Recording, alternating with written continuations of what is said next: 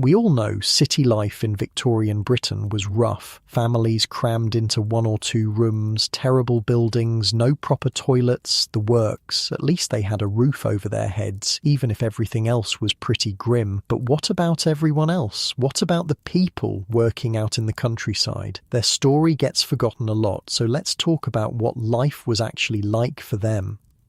Before the story, if these help you sleep, like or subscribe would be cool. Also, drop where you're listening from and the time. I check the comments and it's crazy seeing people from like Australia and Norway on the same video. Tonight, we're heading to rural England in the 1850s. But hold up, get comfortable first. I mean it. Fix your pillows, grab that blanket. This one's worth settling in for.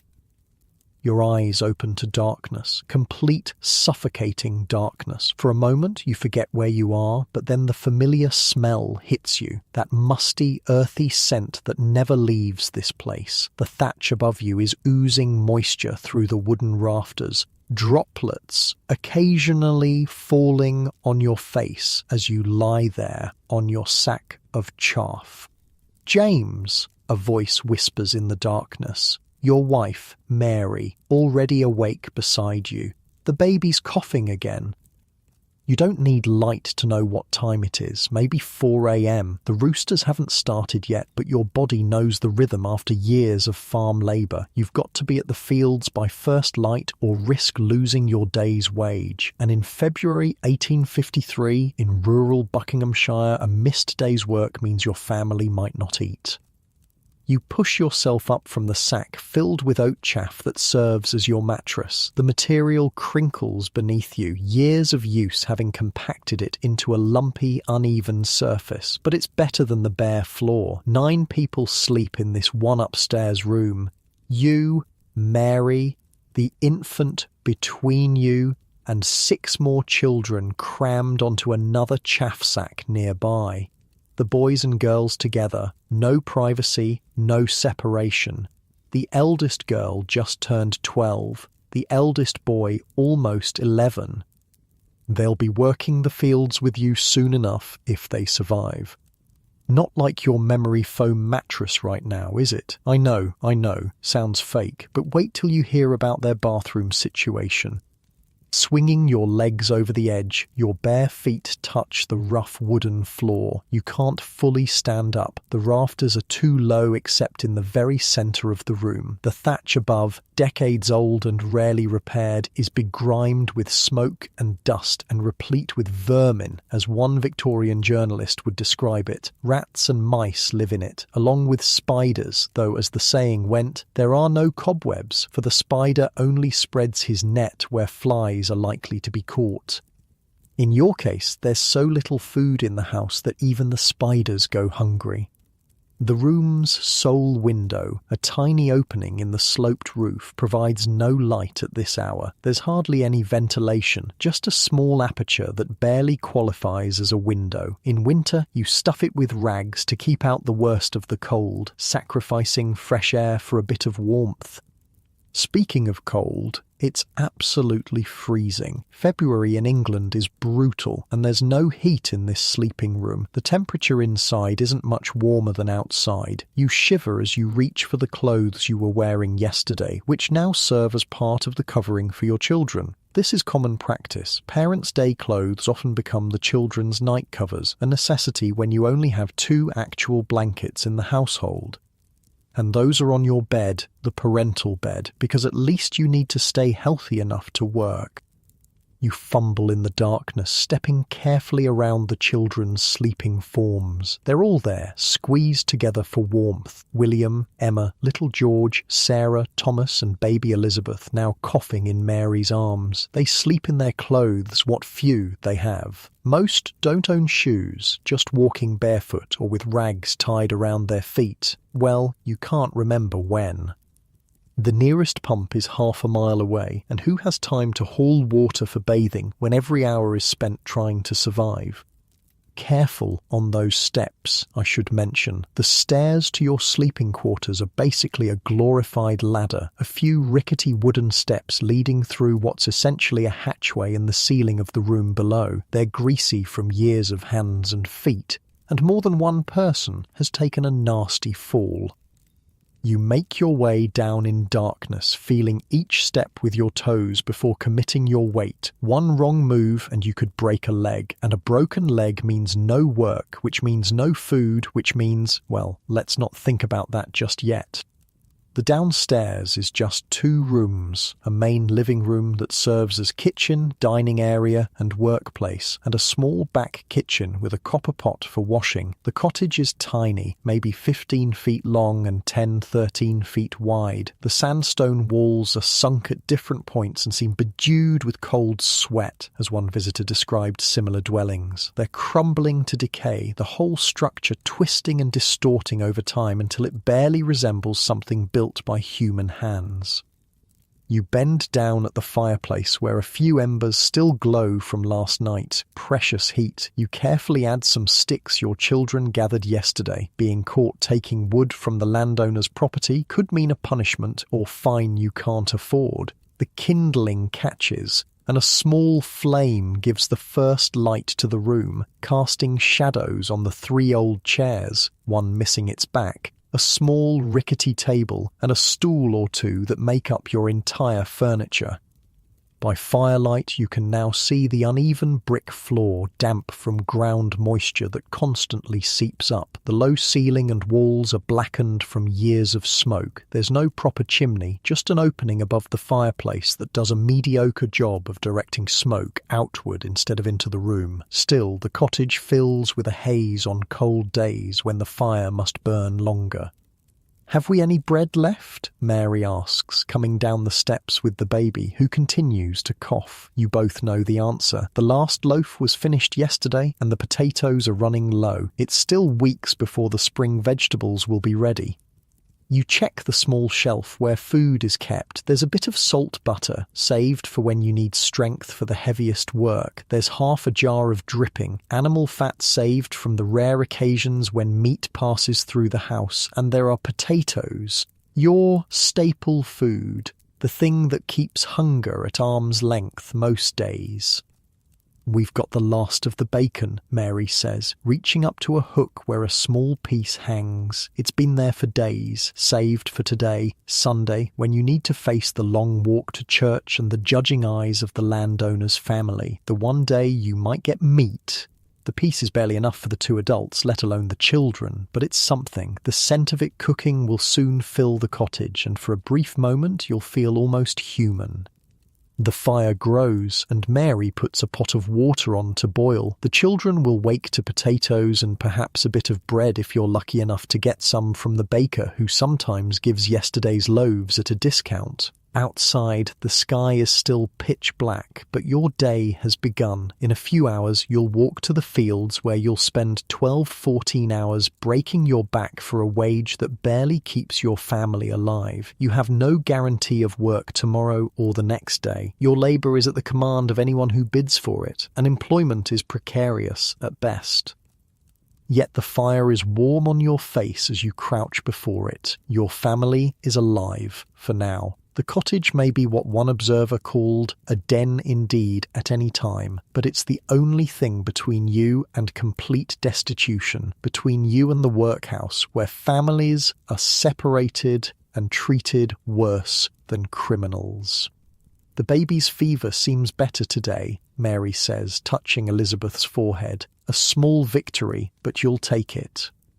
Through the single downstairs window, stuffed with rags in places where the glass has broken, you can just make out the faintest lightening of the sky. Another day is beginning in rural Victorian England, a day of labour, hunger, and small dignities carved from overwhelming hardship. The baby coughs again, and you exchange a glance with your wife. You both know what illness can mean in a place like this, how quickly it can spread through a family sleeping in such close quarters, with no proper sanitation, limited clean water, and barely enough food to maintain strength. "She'll be all right," you say, though you have no way of knowing. "Spring is coming." You say it like a prayer, though spring brings its own challenges. Different work, different hardships, but hardships nonetheless. But now, in the cold February pre-dawn, with your family huddled in a cottage that's barely standing, spring feels like the only hope worth clinging to. Wait till you hear about what happens when one of these families gets sick. The cholera outbreaks in these villages absolutely decimated entire communities. But that's getting ahead of ourselves.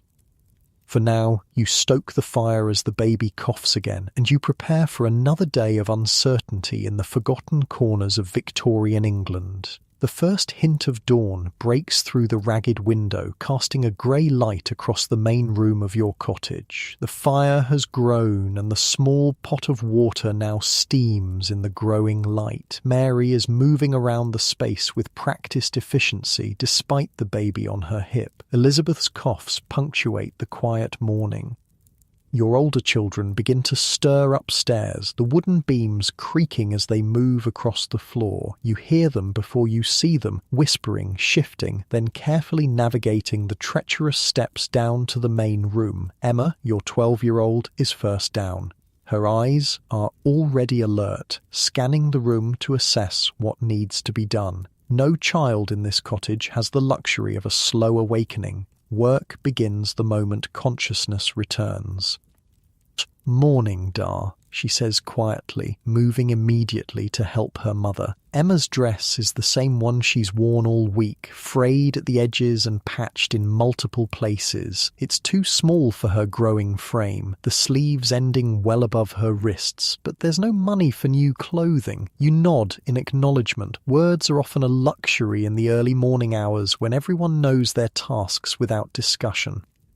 William follows, your 10-year-old son. He's small for his age, the result of years of near starvation and hard work. Rural children like him rarely grow to their full potential. Their bodies, constantly fighting against cold and hunger, stay compact, conserving what little energy they can extract from their meagre diets. "Should I check the snares, Dar?" he asks, already reaching for his cap. The boy has been setting rabbit snares since he was 7. It's illegal, of course. Poaching on the landowner's property carries severe penalties, but sometimes the difference between eating and starving is a skinny rabbit caught in the pre-dawn hours.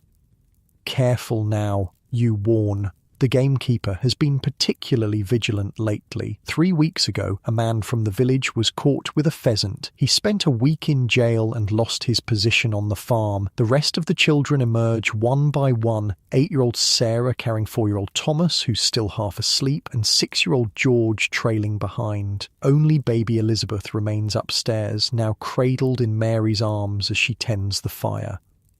"Wood's nearly gone," Mary says quietly. It's not an accusation, just a statement of fact. Fuel is always a problem. Coal is too expensive for families like yours. Wood must be gathered, and the landowner restricts what can be taken from his forests. Even fallen branches are considered his property.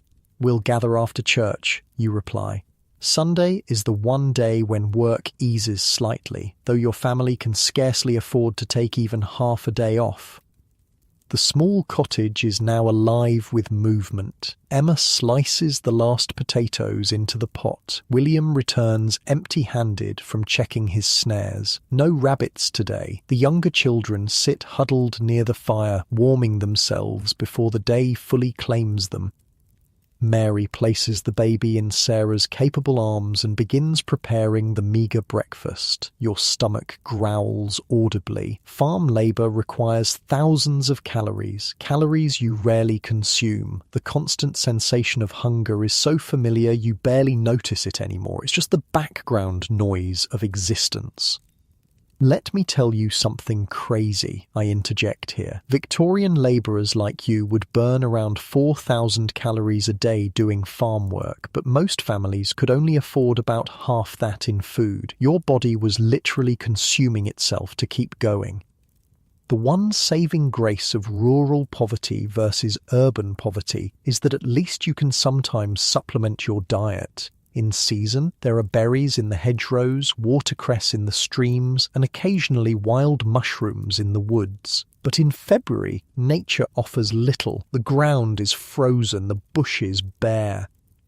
Mary carefully divides the potatoes among 7 plates, tiny portions that barely qualify as a meal. The last piece of bacon has been cut into fragments so small they're almost symbolic, a whisper of protein rather than actual sustenance. Your plate gets the largest potato and most of the bacon. Not out of favoritism, but necessity. You need the strength for the hardest physical labour. "Remember when we had the pig last year?" George asks, staring at his plate with undisguised hunger.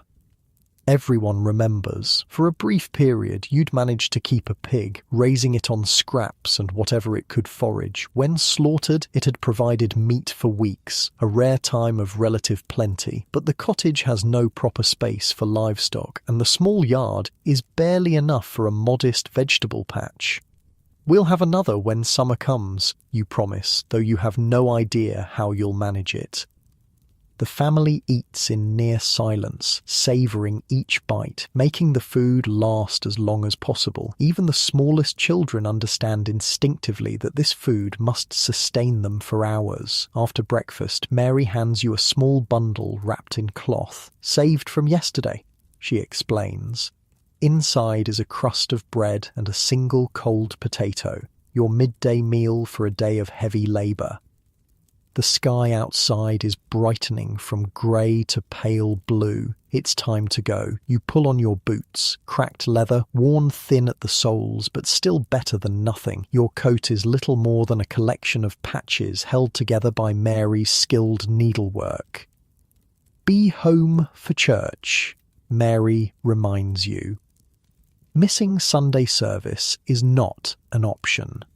The landowner notices absences, and those who don't appear sufficiently God-fearing might find work opportunities mysteriously drying up. You step outside into the bitter cold of a February morning. The cottage looks even more pitiful from the outside, lopsided with a sagging thatched roof and walls that curve where they should be straight. It sits alongside several similar dwellings, a small cluster of poverty at the edge of the larger estate. The walk to the farm takes 20 minutes across frozen fields. Your breath forms clouds in the air as you trudge along familiar paths. Other labourers emerge from similar cottages, all heading the same direction. There's Jones with his perpetual limp from a threshing accident years ago. There's old Taylor, who must be 60 but still works daily because there's no other option for survival. Or morning, they mumble as paths converge. Extended conversation is a luxury saved for evenings or Sundays. The farm comes into view, a substantial building of solid construction with barns and outbuildings arranged around a central yard. The contrast between these structures and your own dwelling is stark. The farm buildings were built to last, to protect valuable livestock and equipment. Your cottage was thrown together with minimal materials and effort. Oakley Taylor Jones. The foreman's shout cuts through the morning air. Ditch clearing today. Westfield needs drainage before spring planting. Your heart sinks. Ditch digging is among the hardest labour, standing ankle deep in freezing water and mud, swinging a pick and shovel hour after hour. By nightfall, your hands will be raw and bleeding despite calluses built up over years. But you can't show disappointment, can't show weakness. "Yes, sir," you respond alongside the others. "And you there," the foreman points at a young man you don't recognise. "New, are you? From where?" "Aylesbury Way, sir," the young man responds. "Looking for work?" "No guarantee beyond today," the foreman warns. "If the weather turns, we won't need extras." This is the reality of agricultural labour in Victorian England. Employment is precarious at best. You might work for days or weeks, then suddenly find yourself without wages when rain makes field work impossible or when the season changes. The landowner feels no obligation to provide steady employment. The tools are distributed, shovels worn smooth from years of use, picks with handles polished by countless hands before yours. Then you march to the western field where a drainage ditch has silted up over winter. "Get to it then," the foreman orders. "Sixpence for the day's work, if it's done proper." 6 pence for 12 hours of back-breaking labour. It's barely enough to feed your family, certainly not enough for new clothes or medicine when illness strikes, but it's something, and something is better than the empty pockets that come with unemployment. You plunge your shovel into the half-frozen mud, using your foot to drive it deeper. The first cut of many, thousands of movements repeated until your muscles scream and your mind empties of everything except the next shovelful.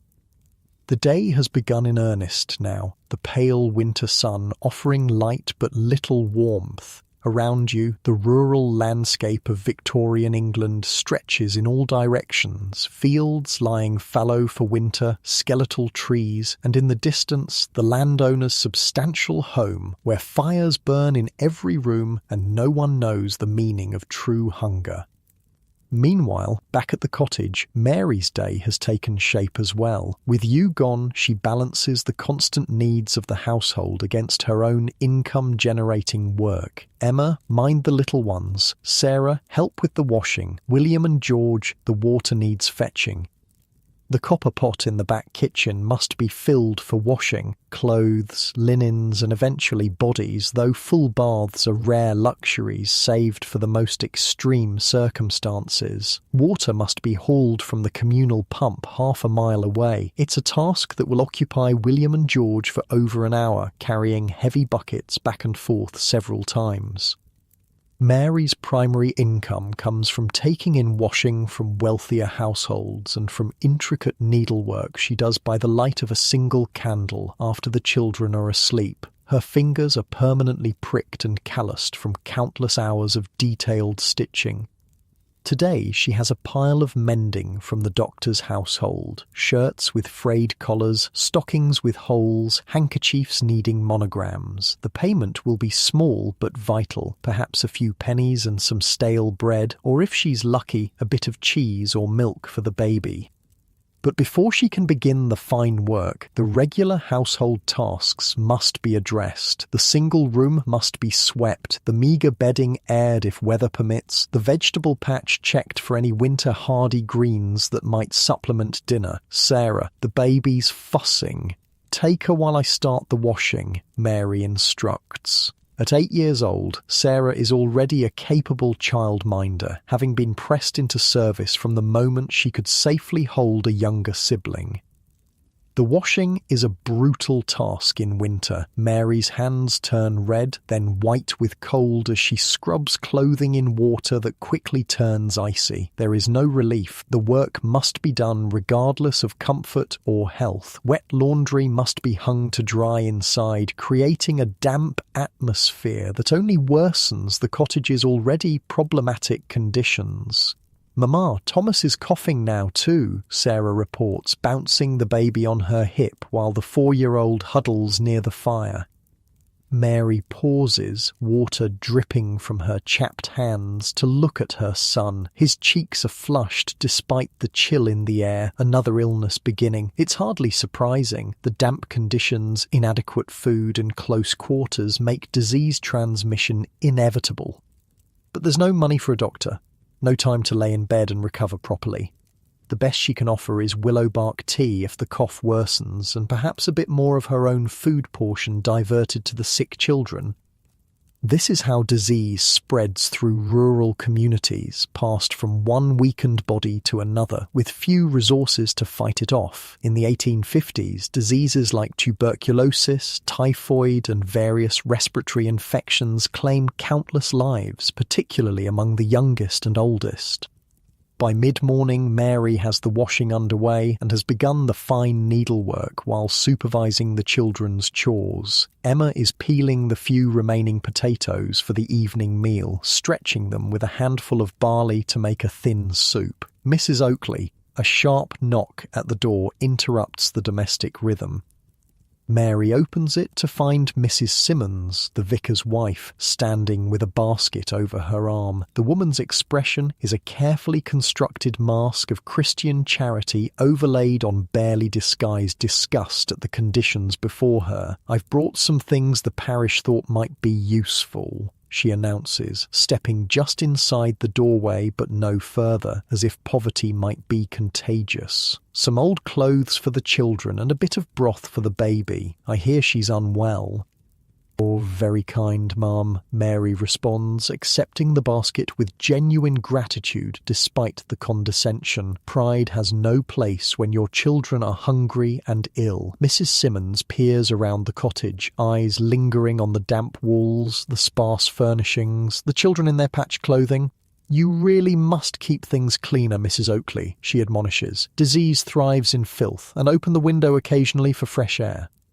Mary doesn't explain that opening the window lets in freezing air that could kill a sick baby faster than stale air ever would, doesn't mention that cleanliness requires soap, hot water and time, all luxuries beyond her reach. She simply nods and thanks the woman again. "We expect to see you all at service tomorrow," Mrs. Simmons adds before departing. "The Reverend has prepared a special sermon on the virtues of industry and thrift." After she leaves, Mary examines the basket's contents: a jar of weak broth, likely left over from the vicarage kitchen, some clothes outgrown by parish children, worn but serviceable, and at the bottom, surprisingly, an orange, a rare treasure that will be divided into tiny segments and savoured by each family member. "Look, children," she says, holding up the orange. Their eyes widen at the sight. None of them can remember the last time they tasted such a luxury. "After church tomorrow," she promises, setting it carefully aside. The morning passes in a blur of domestic labour. By noon the washing is hanging to dry, the needlework has progressed, and Mary has managed to make a thin gruel for the younger children's lunch. Mostly water, with a bit of barley and a scraping of dripping for flavour. Out in the field, you continue the punishing work of ditch clearing. Your back burns with the strain of constant bending and lifting. The cold mud has seeped through your boots hours ago, leaving your feet numb and painful. Your lunch, the crust and potato, was consumed in a brief 5-minute break. Around you, other men labour in similar conditions. Occasionally, a cough echoes across the field. Consumption, most likely, the dreaded tuberculosis that claims so many rural lives. Men work through the symptoms until they literally cannot stand, because a day without work is a day without food for their families. The landowner passes by on horseback in the early afternoon, surveying his property. He barely glances at the labourers. You are as much fixtures of the landscape as the trees and hedgerows, merely tools for extracting value from the land. As the winter sun begins its early descent, you drive your shovel into the mud one final time. The ditch is clear now, a channel carved through frozen earth that will direct spring rains away from valuable cropland. Your hands are bleeding despite the calluses, your back in spasm from thousands of repetitive movements. "That'll do," the foreman announces, inspecting the work. He distributes the promised 6pence to each man. "Same time Monday if it doesn't freeze overnight." The money feels insignificant in your palm, a tiny compensation for the day's toll on your body, but it means food tomorrow. It means one more day keeping the workhouse at bay. You trudge home in the gathering dusk, joining the stream of labourers returning to their cottages. The brief winter day is already surrendering to night, and you've been working since before dawn. Ahead lies church tomorrow, a different kind of obligation. Then perhaps, if you're lucky, more work on Monday. This is the rhythm of rural poverty, endless labour punctuated by brief periods of rest that are themselves filled with different kinds of work. As your cottage comes into view, smoke rising from its crooked chimney, you feel the conflicting emotions familiar to every labourer. Relief at returning to the only shelter you have, mixed with the knowledge that this shelter itself is barely adequate against the elements, against disease, against the grinding poverty that defines your existence.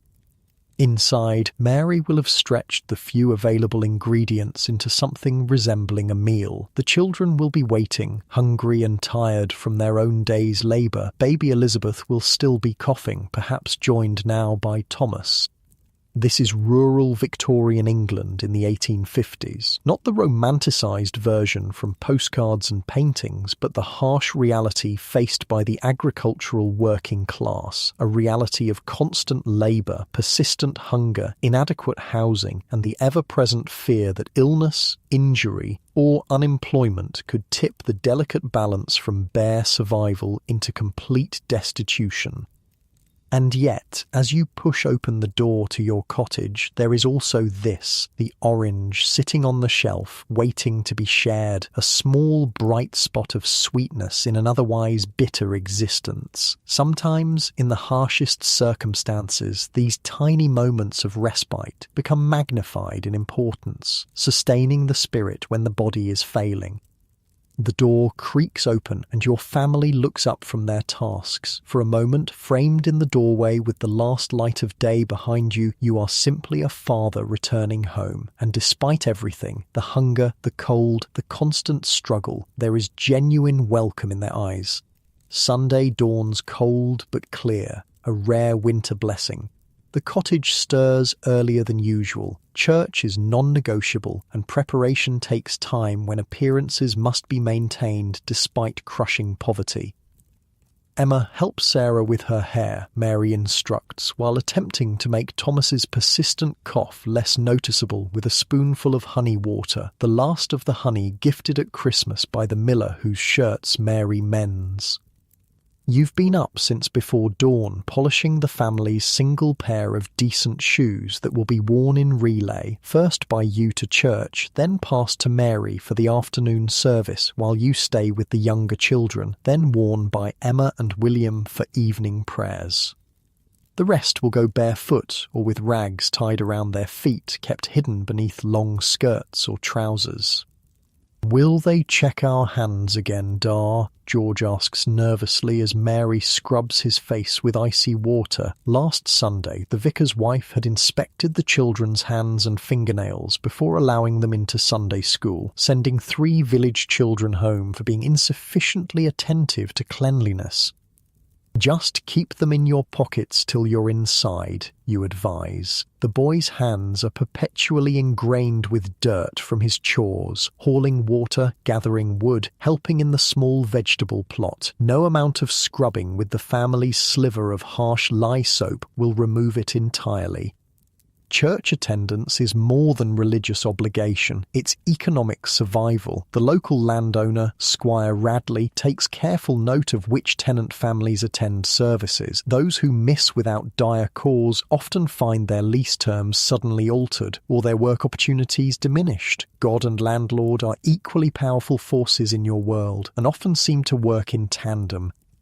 The squire himself barely acknowledges the existence of labourers like you, except as entries in his account books or problems to be managed. His agent, Mr. Benson, handles the day-to-day interactions, delivering notices of rent increases or eviction with the same bland expression he might use to comment on the weather. By 8 o'clock, the family is as presentable as circumstances allow. The children's clothes have been mended countless times, but they're clean and their hair is combed. Mary has pinned her single good collar to her dress, detachable so it can be washed separately and preserved. You wear your only white shirt, frayed at cuffs and collar, but still dignified with careful pressing.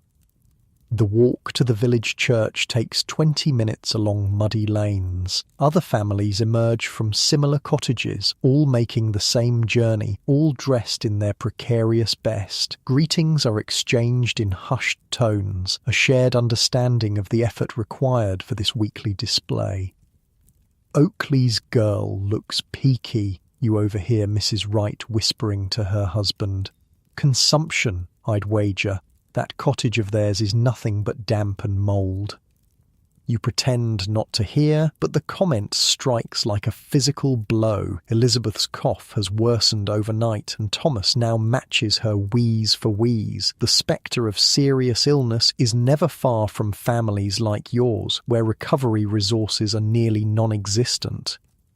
St. Michael's Church stands at the village centre, solid stone and certainty against the precarious existence of its parishioners. Built in the 13th century, its permanence mocks the flimsy, temporary nature of labourers' dwellings. Inside, the cold somehow seems even more penetrating than outside, the stone walls radiating winter chill.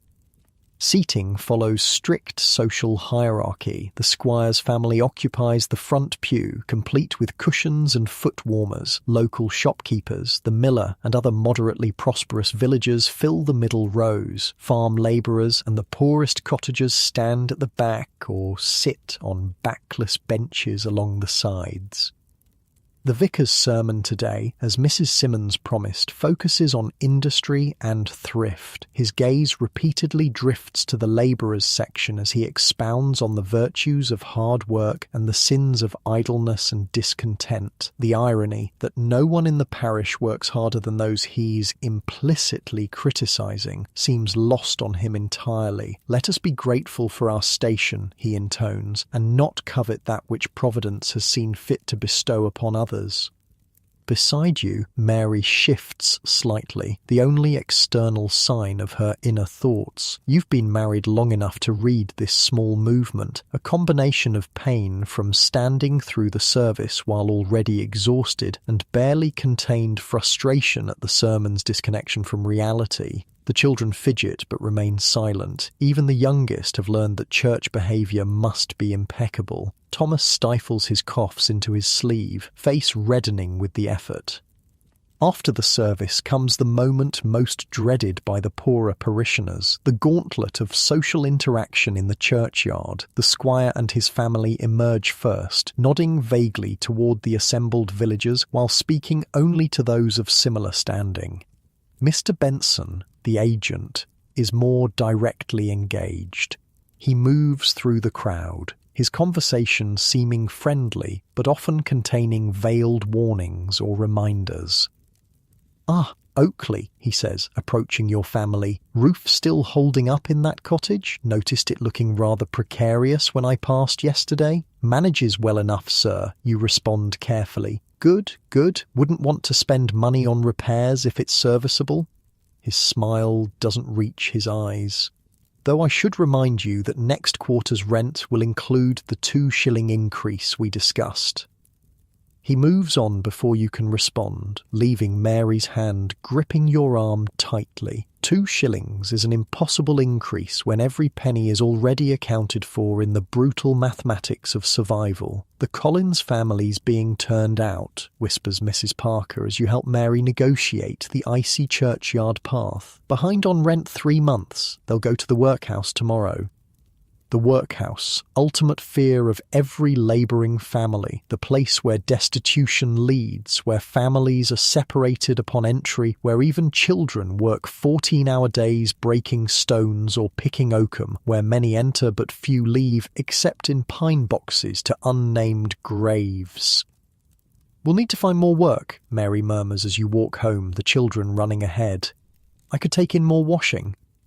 You nod, though you both know there's little extra work to be found in winter, and Mary's days are already full from dawn to well past dusk. The rent increase hangs over your family like a storm cloud on the horizon. Back at the cottage, the brief respite of Sunday afternoon begins.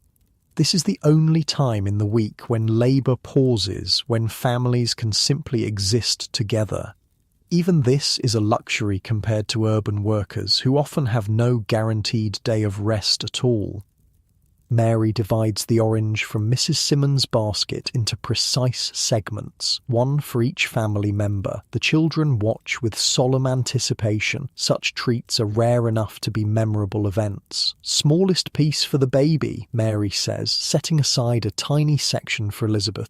"She can suck the juice."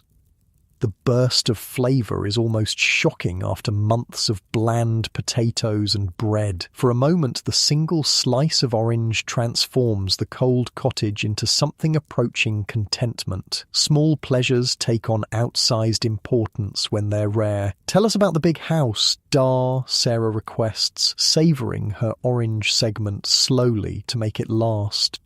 This is a Sunday tradition, stories about the squire's mansion that none of the children have ever entered, except Emma, who occasionally helps with laundry there. Your descriptions, gleaned from glimpses through windows while doing garden work, feed their imaginations and provide a momentary escape.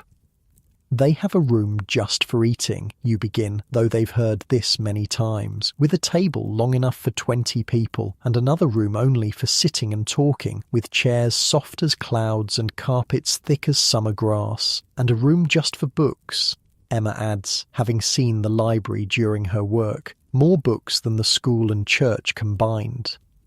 The children listen, wide-eyed, struggling to imagine such excess of space and possessions when their entire lives are contained within these two small rooms. "And do they have to carry water?" asks George, for whom the daily water hauling is a major chore. "They have pipes that bring water right inside," you explain. "They just turn a handle and clean water pours out, and other pipes take away the dirty water." This technological marvel always elicits gasps. The concept of water appearing without labour seems more magical to your children than any fairy tale. The remainder of Sunday passes quietly. Mary uses the precious daylight hours to mend clothing and work on her paid needlework. You repair a broken chair and check the cottage's structure for new leaks or damage. The children entertain themselves with simple games, marbles made from clay, a battered set of jacks, stories told and retold. As darkness falls, the orange has been completely consumed, even the peel saved to flavour the next batch of barley water. The brief respite ends as preparations for Monday begin. Clothes laid out, tools gathered, food portions planned. Monday arrives with freezing rain that pelts the cottage roof and seeps through the ageing thatch in several places. Strategic placement of pots catches the worst drips, their plinks and plonks creating a dissonant melody throughout the dark morning. "Field work will be called off," Mary says, watching the downpour. "It's a mixed blessing. No wage for the day, but also no standing in freezing mud for 12 hours. The foreman confirms this when you trudge to the farm despite the weather. "Nothing today," he announces to the gathered labourers. "Try again tomorrow if it clears." The men disperse silently, each calculating how this lost day will affect their already precarious finances. Some head to the village to seek odd jobs, splitting wood, cleaning stables, any task that might earn a few pennies. Others return to their cottages to work on crafts that might supplement their income, whittling, basket making, mending tools. You walk to Ashby's mill, 3 miles distant but worth the journey if the miller needs help. The mill operates regardless of weather, and Ashby sometimes needs an extra hand when grain deliveries arrive. "Could use someone for unloading," Ashby confirms when you arrive. "Soaked through and shivering. 6pence for the day. Start now." The work is different but no less gruelling than field labour. Sacks of grain weighing up to 200 pounds must be carried from wagons into the mill's storage area. By midday, your shoulders and back burn with the strain, your wet clothes chafing against skin. Ashby's wife provides a bowl of thin soup at noon, a kindness not all employers would offer. You eat standing in the mill's relative warmth, savouring both the food and the brief respite from rain. "Bad winter for consumption," Ashby comments, watching you eat. "Lost 2 workers already since Christmas. Your family keeping healthy?" "Well enough," you respond automatically, though Thomas and Elizabeth's coughs worry you deeply. "There's a new doctor in Upper Westfield," Ashby mentions. "Young fellow, sometimes takes payment in labour or goods when folks can't manage cash." You nod non-committally, though the information is carefully filed away. Upper Westfield is 6 miles distant, a long journey on foot, but not impossible if a child's condition worsened. The afternoon passes in the rhythm of physical labour: lift, carry, stack, repeat. The rain continues unabated, drumming on the mill roof. You worry about Mary and the children in the leaking cottage, about the garden plot washing away, about tomorrow's work prospects if the weather doesn't improve. By day's end, your muscles tremble with exhaustion, but the sixpence in your pocket provides some consolation. It won't replace a full day's field work, but it will buy a loaf of bread and perhaps a bit of cheese, enough to keep hunger at bay for another day. The walk home in darkness and continuing rain is treacherous. Twice you nearly fall on the muddy path, and your boots are so soaked they squelch with every step. Still, you're luckier than many. At least you found work for the day. The cottage window glows faintly as you approach. Mary has lit a precious candle, something reserved for urgent need. Your pace quickens despite your fatigue. Inside, the scene confirms your fears. Thomas lies on a pallet near the fire, his breathing laboured and face flushed with fever. Mary kneels beside him, her expression tight with worry as she places a damp cloth on his forehead. "Started worsening after midday," she explains quietly. "Elizabeth's cough is worse too, but no fever yet." You place the sixpence in her hand, a silent communication of success in finding work, but also acknowledgement that it's not enough to solve this new crisis. A doctor's visit costs a shilling at minimum, and medicine would be extra. "Mrs. Parker brought willow bark," Mary continues, nodding toward a small bundle of pale strips on the table, "for tea to bring down the fever."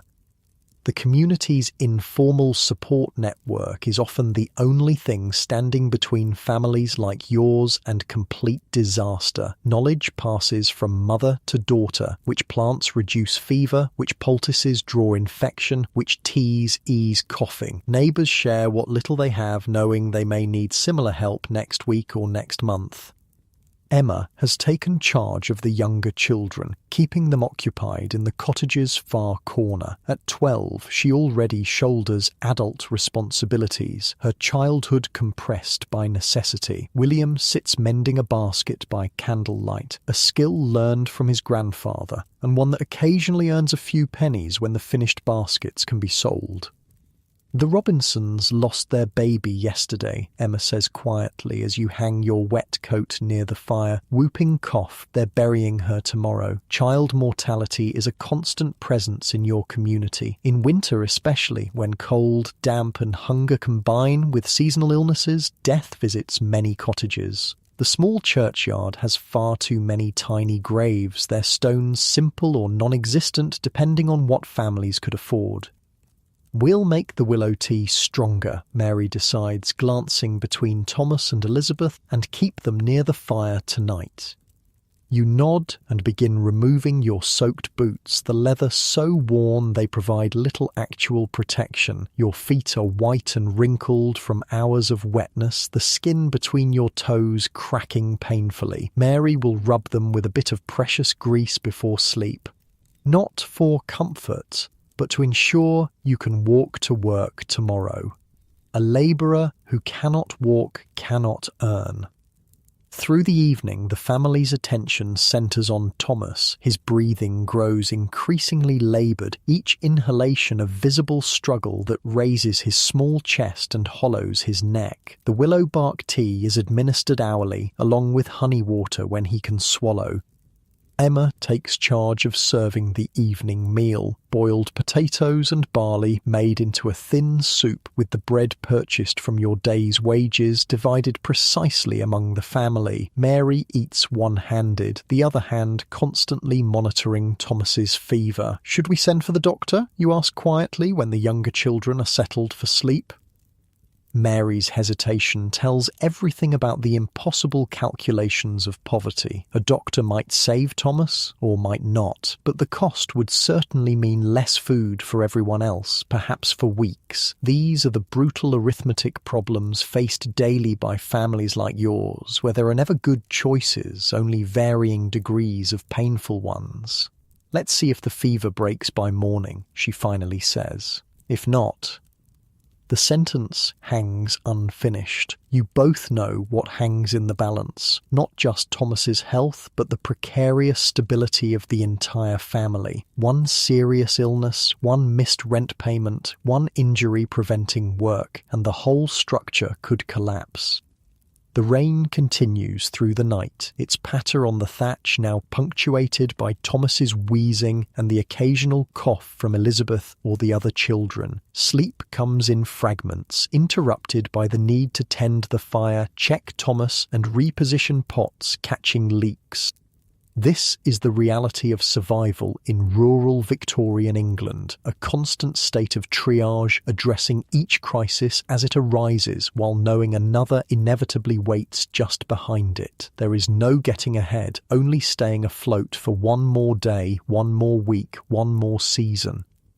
Yet even in these harshest circumstances, there are threads of resilience and community that provide structure and meaning. The knowledge passed between generations about how to stretch food, treat illness, and maintain dignity despite poverty. The informal support networks between cottagers who share what little they have. The small moments of beauty and joy, an orange shared, a story told, a child's laughter that punctuate the hardship.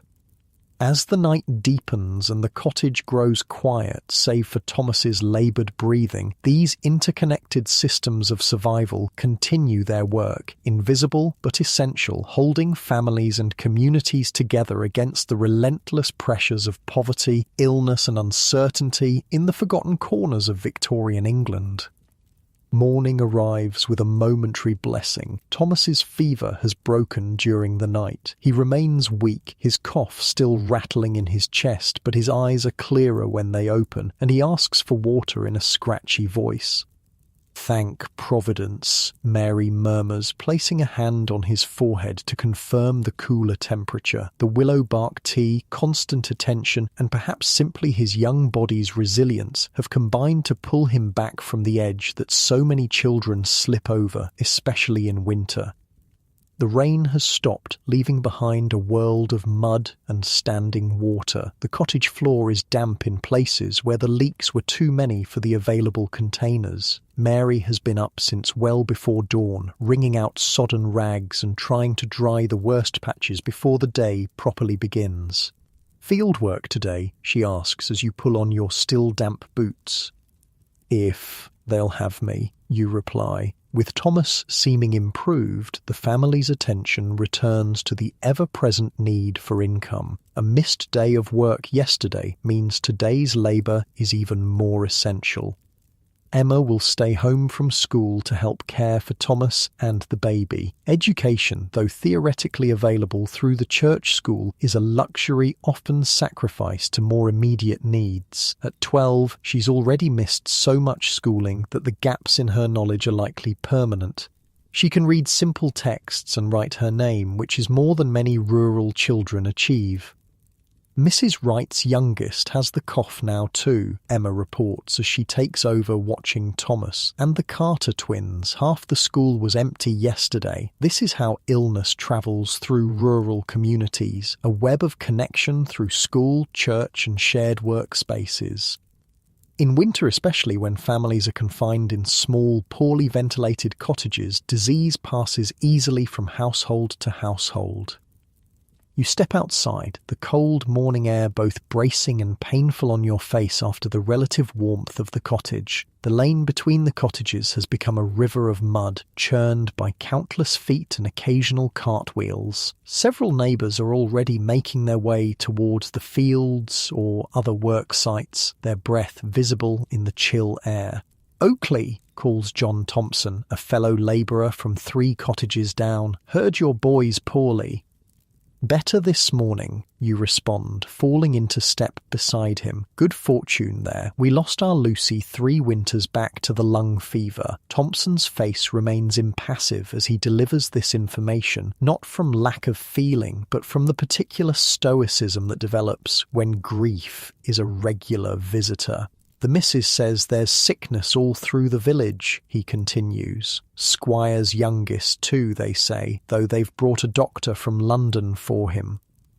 This is unsurprising. The Squire's family, while breathing the same rural air as the labourers, inhabits an entirely different world when it comes to healthcare. For them, illness is met with professional medical attention, specialised medicines, dedicated nursing care, and the crucial elements of rest, warmth, and proper nourishment during recovery.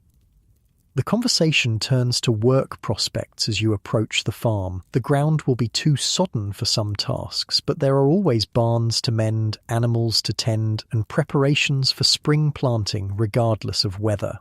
Drainage work continues, the foreman announces, when enough men have gathered. Westfield still needs clearing, and we need 4 men for repair work on the north barn roof.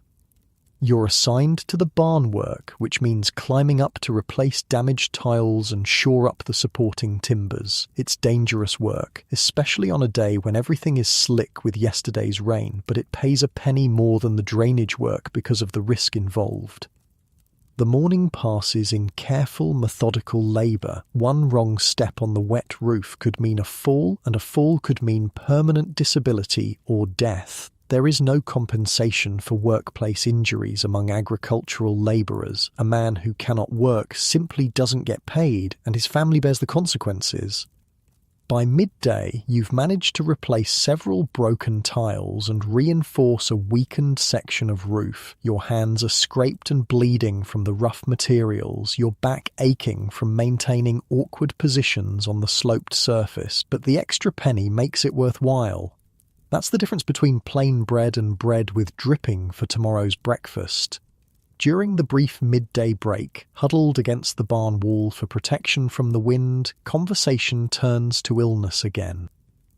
Village is rife with it, confirms Henry Blake, an older labourer with a permanent stoop from decades of field work. My grandson's down with something fierce, burning up 1 minute, shaking with cold the next. Typhoid, maybe, suggests another man. That's what took the Wilsons' girl last month. Or the typhus, says Blake. Hard to tell the difference, ain't it? Both bad business.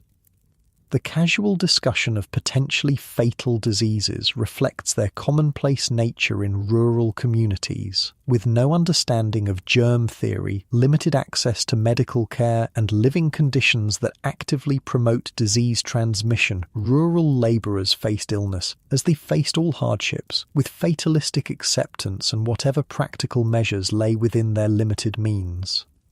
What's needed is proper drainage, Blake continues, nodding toward the village. That stagnant pond behind the cottages breeds miasmas, something terrible. Smell it on warm days. That's disease, that is. The prevailing theory among both labourers and medical professionals held that disease was transmitted through miasmas, bad air, often identified by foul smells. While the conclusion was incorrect, the observation that poor sanitation contributed to illness contained a grain of truth. The cottages in your row, like most labourer housing, have minimal sanitary provisions. An outdoor privy might be shared between multiple dwellings, often poorly maintained and located too close to water sources. Waste disposal consists of whatever system residents can improvise, usually a dung heap not far from living quarters. As for clean water, the village pump is the only source, requiring long walks carrying heavy buckets. In summer, when the pump sometimes runs low, water must be fetched from streams that may be contaminated by animal waste, human sewage, or industrial runoff.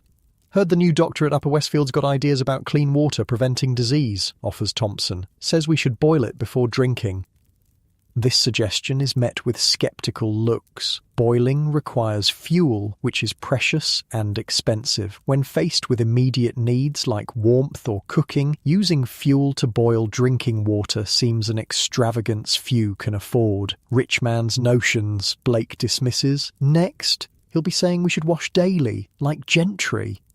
The brief break ends, and you return to the precarious work on the barn roof. The afternoon seems to stretch endlessly, each movement a negotiation between necessary speed and caution on the slippery surface. When work finally concludes at dusk, you collect the promised wages. 7 pence for a day's labour, including the extra penny for roof work. It feels substantial in your palm after yesterday's uncertainty. The walk home takes you past the village shop where you stop to purchase bread for tomorrow. The shopkeeper, Mrs. Simmons, sister-in-law to the vicar's wife, greets you with the peculiar mix of condescension and familiarity that characterises most cross-class interactions. "Heard there's sickness in your cottage, Oakley?" she remarks while wrapping the loaf in paper. The typhus, is it? Just a winter cough, you respond, unwilling to invite either pity or gossip. Well, best keep them away from others if you can, she advises, as if quarantine were a simple matter in a 2-room dwelling with 9 inhabitants. The squire's concerned about contagion spreading. His boy's been poorly. The message is clear enough. Labourers' children might carry disease to their betters, and this must be prevented regardless of their own suffering. £0.5 for the bread, she adds, naming a price that's a halfpenny higher than last week. You pay without comment. Complaining changes nothing and might damage the fragile relationship with one of the few credit sources available when times get truly desperate. The halfpenny might be a genuine price increase, or it might be Mrs. Simmons's personal tax on families she considers problematic. Either way, it's now built into the cost of feeding your family. Twilight is settling over the village as you continue homeward. Smoke rises from cottage chimneys, creating a grey haze that hangs in the still air. Through windows you glimpse scenes identical to what awaits in your own dwelling. Families gathered around meagre fires, women cooking or mending, children crowded together in too small spaces. Ahead, a small crowd has gathered around the Parkers' cottage. Something in their posture, heads bowed, voices hushed, speaks of tragedy before you're close enough to hear the details. Mrs. Wright, spotting your approach, detaches from the group. It's their youngest, she explains quietly. Gone this afternoon. The croup, they think. Another small body for the churchyard. Eliza Parker was only 4, a year younger than your Thomas. The proximity sends a chill through you that has nothing to do with the evening air. It could so easily have been your cottage drawing this sombre gathering. They're laying her out now, Mrs. Wright continues. Women are taking turns sitting up tonight. Mary's name is down for the hour after midnight. This is part of the community's response to death, practical assistance with the rituals that transform a family member into a corpse ready for burial. Women wash and dress the body. Men sometimes construct a simple coffin if the family can't afford the carpenter's services. Neighbours take on the household's regular tasks, freeing the grieving family for their immediate needs. The Parker children have been distributed among neighbouring cottages for the night, standard practice to keep them from the sight of death preparations and to give the parents space for initial grief. Their oldest boy is likely at the Thompson cottage, the middle children with the Wrights, the baby with whoever has milk to spare. You continue past, pausing only to remove your cap in respect. There will be time tomorrow to speak to Parker, to offer whatever inadequate words of condolence might help. Tonight, the family needs the small privacy that the community can provide by taking on their essential tasks. Your own cottage appears ahead, lantern light glowing through the single downstairs window. Despite everything, the damp, the cold, the constant struggle, the sight provides a moment of profound relief. Your family has survived another day. Inside, Mary looks up from the pot she's stirring. Her expression tells you she's already heard about the Parker child. News travels rapidly through the women's networks of the village. Thomas is better, she reports before you can ask. Took some broth at midday and has been sleeping mostly. No fever returned. One crisis averted, though Elizabeth's cough remains concerning, and now there's the knowledge that croup has claimed a child just down the lane. You hand Mary the bread and the remaining coins from your day's wages. She tucks the money into a small tin kept in a niche in the wall, savings against rent day, now just 3 weeks away. The evening meal is marginally better than recent days. Potato and barley soup enriched with an onion and the bone from your Sunday bacon, which has simmered all day, extracting every possible bit of flavour and nutrition. The bread is saved for morning. As you eat, Emma reports on the day's events at the cottage, Thomas's fluctuating condition, Elizabeth's persistent cough, the younger children's chores and small adventures. She has managed the household with remarkable competence for her age, a fact both impressive and somewhat heartbreaking. At 12, in wealthier circumstances, she would still be firmly in childhood. Mrs. Bennet came by, she adds, said the doctor will be in the village tomorrow for the squire's boy and might see others if there's need. This is unexpected good fortune. The doctor from Upper Westfield occasionally makes rounds through outlying villages, but his visits are irregular and his time limited. Having him called specifically for the squire's son means he'll already be paid for the journey, making additional consultations more affordable. What's his fee, you ask, though you already suspect it's beyond your means. 6pence for cottagers, she said, if it's just advice. More for medicines. You and Mary exchange glances, performing identical silent calculations. 6pence is most of a day's wages, a significant expenditure. But with 2 children coughing and the knowledge of Eliza Parker's fate heavy in the air, it suddenly seems less optional. We'll see how they are in the morning, Mary decides, the caution in her voice reflecting not indifference to her children's health, but the brutal reality of financial constraint. After the meal comes the brief period of relative leisure before sleep claims the exhausted family. William works on his basket weaving by firelight, his fingers deftly creating useful items from materials that cost nothing. Willow withies gathered from the stream bank, reeds from the pond edge. Mary mends a tear in George's only shirt, squinting in the dim light. The younger children play quietly with homemade toys, a doll fashioned from corn husks, a set of small wooden blocks carved in rare free moments.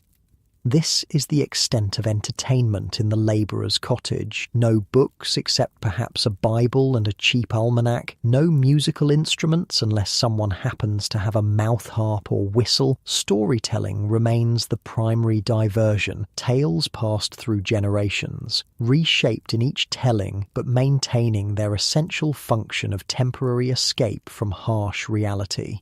Tell about London, Dar, requests Sarah, who has never travelled farther than the neighbouring village. You've only seen London once yourself, a brief journey in your youth when an uncle took you along on a livestock drive, but that glimpse of the great city has been transformed through years of retelling into an elaborate travelogue that delights your children. London, you begin, settling into the familiar rhythm of the tale, is so vast you can walk all day and never see the end of it. Buildings tall as church towers, streets so crowded you can barely move, shops with everything imaginable in their windows. The children listen raptly, even those who've heard it countless times before. For a little while, the damp cottage with its inadequate furnishings fades, replaced by the imagined splendours of a place that exists for them only in stories.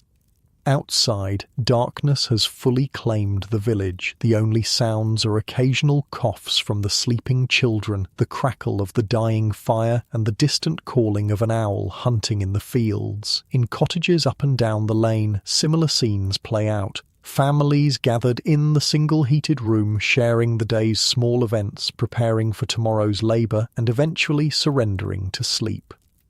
Soon, Mary will walk to the Parker cottage for her turn, sitting with the dead child, a vigil that combines practical necessity with deep-rooted tradition. The body must not be left alone before burial, partly from spiritual belief, partly to ensure nothing disturbs the carefully arranged remains. This is rural England in the 1850s, a world where community provides the only safety net against individual disaster, where death visits frequently but never becomes routine, where each day's survival represents a victory against enormous odds, a world largely invisible in the grand Victorian narratives of progress, industry and empire, yet encompassing the lived reality of millions. As the fire burns down to embers, the family prepares for sleep. Tomorrow will bring the doctor's visit, more labour if weather permits, and the sombre business of the Parker child's funeral. But for now, in the quiet darkness, there is only the sound of breathing. Some ragged with illness, some deep in exhaustion, and the momentary peace of another day survived. Dawn breaks with unexpected brightness, the sun appearing as a pale disk through thinning clouds. After days of relentless rain, even this weak February sunlight feels like a gift. You wake with the light, your body's internal clock precisely calibrated to maximize available daylight hours regardless of season. Mary's side of the bed is empty. She returned from her vigil at the Parker cottage well after midnight, but rose before you to tend to the children and prepare for the doctor's potential visit. Her capacity for functioning on minimal sleep is one of the many quiet strengths that keep your family afloat. Upstairs, the children are stirring. Thomas coughed intermittently through the night, but his breathing sounds clearer this morning. Elizabeth, however, seems worse, her tiny chest heaving with each laboured breath. "I've saved the egg," Mary says quietly as you join her downstairs. One of your hens occasionally produces an egg even in winter, a small miracle of protein that becomes a critical resource when illness strikes. For Elizabeth and Thomas to share.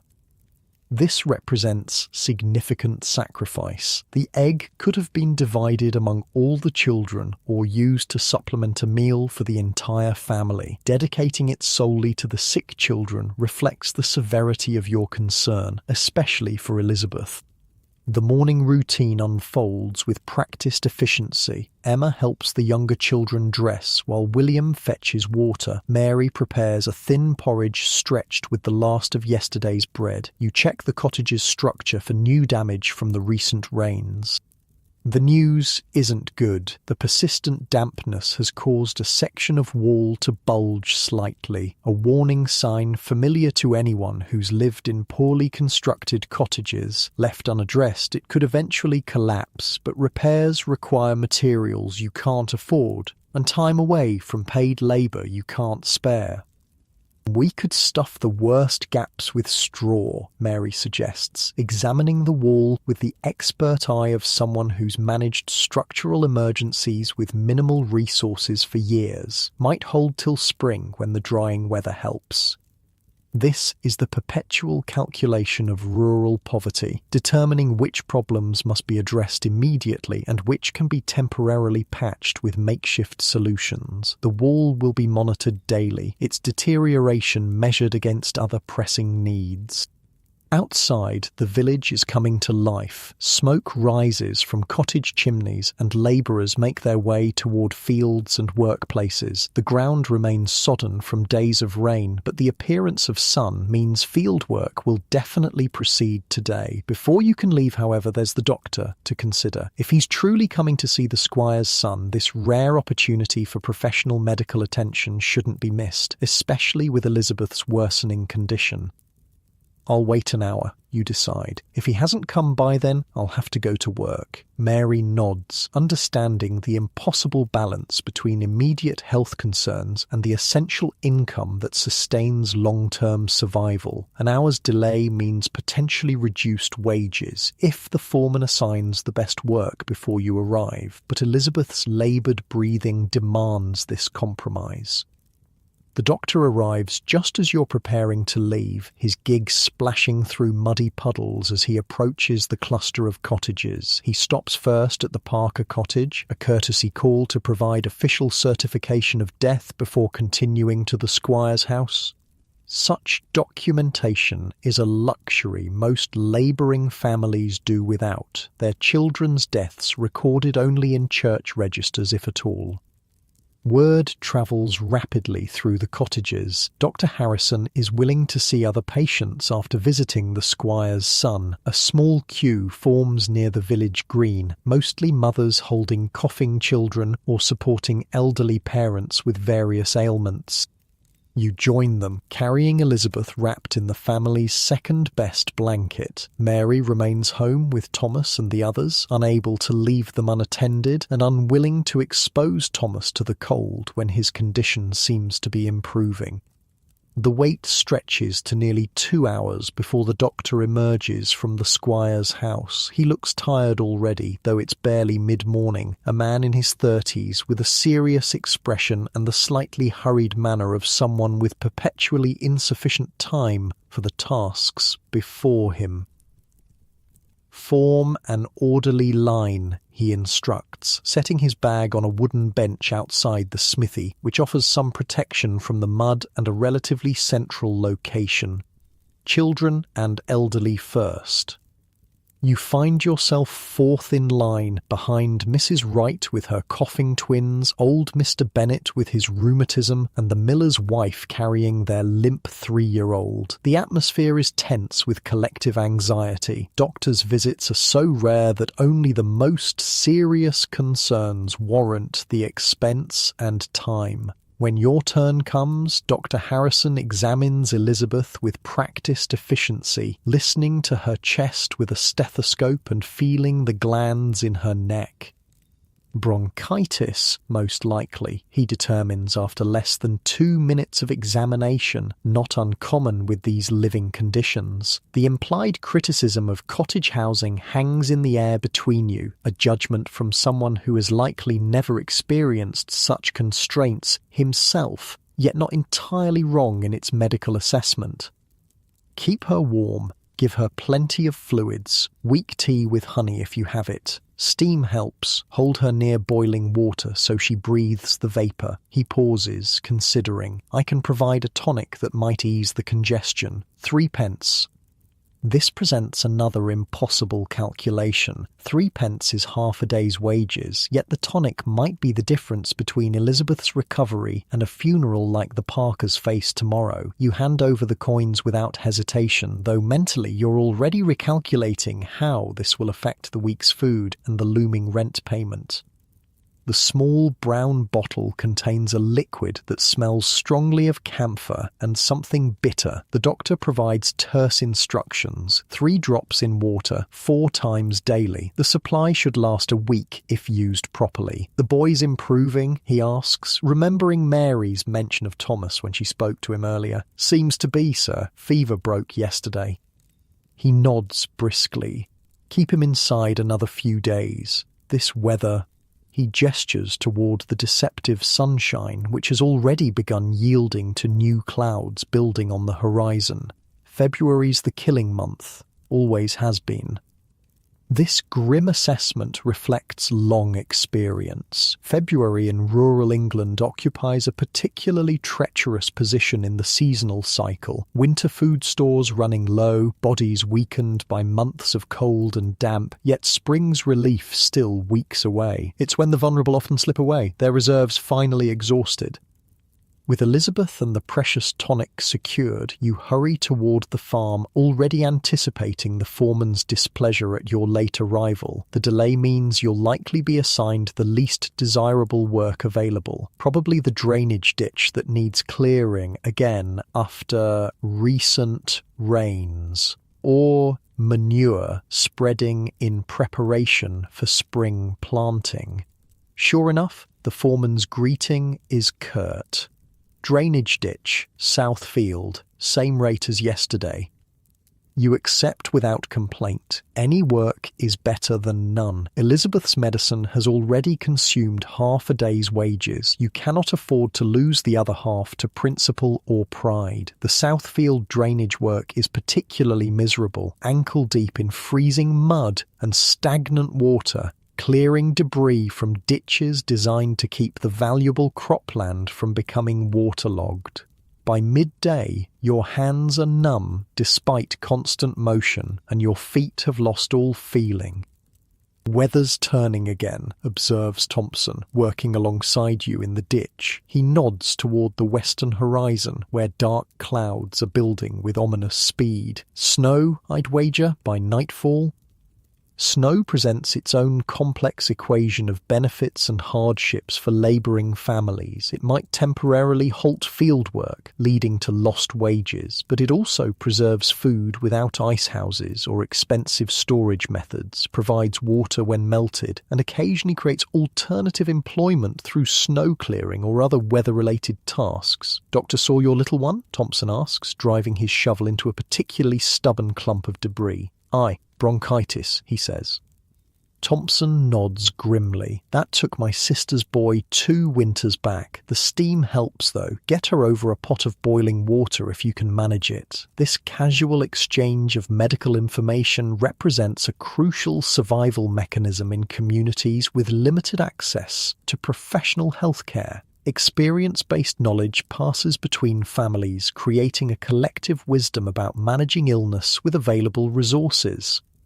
As predicted, the weather shifts dramatically by mid-afternoon. The temperature drops precipitously and the first snowflakes begin swirling across the fields, large wet flakes that melt upon landing but signal the approaching storm. The foreman, watching the horizon, finally calls a halt to the day's labour. No sense continuing. Ground will be frozen by morning anyway. Half day's wage for those who came at proper time, less for latecomers.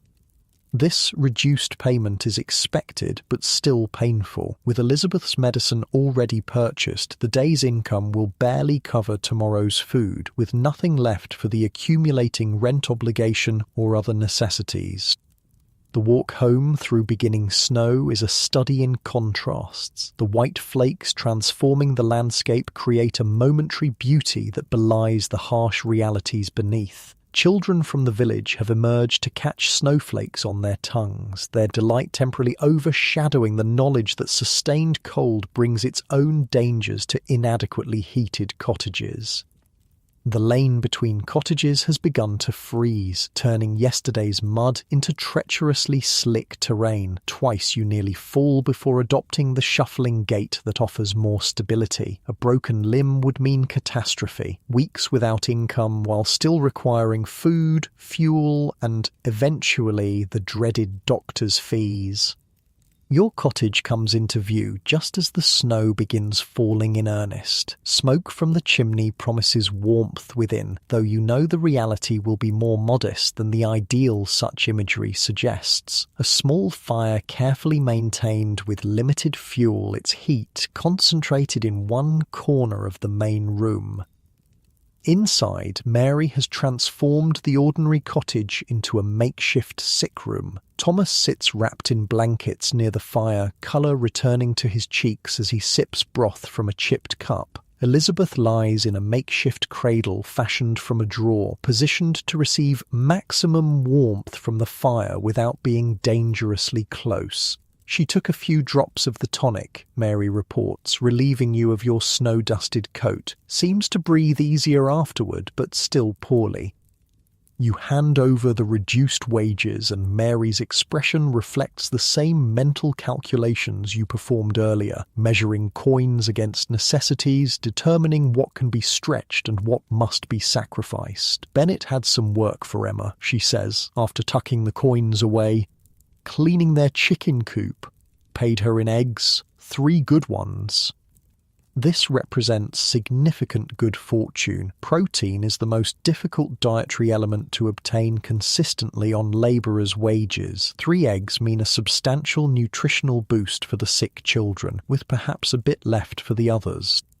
The afternoon transitions into a quiet domestic rhythm dictated by necessity and available resources. William returns from school. He attends more regularly than Emma because, as the eldest son, his education is prioritised for future employment prospects. He brings news that school will be closed tomorrow if snow continues, as the teacher lives in the next village and cannot travel through deep drifts. George and Sarah have spent the day gathering fuel under Mary's direction, fallen branches from the hedgerows, dried dung from the fields, anything that might burn without drawing accusations of theft from landowners increasingly protective of every resource, even dead wood that would otherwise rot. As darkness approaches, the snow falls more heavily, transforming the view through your single window into a swirling white curtain. The temperature drops further, and drafts find their way through the cottage's many imperfections. Gaps around the door, cracks in the walls, the thinning thatch that needs replacement you cannot afford. We'll sleep down here tonight, Mary decides, assessing the worsening weather, all together near the fire.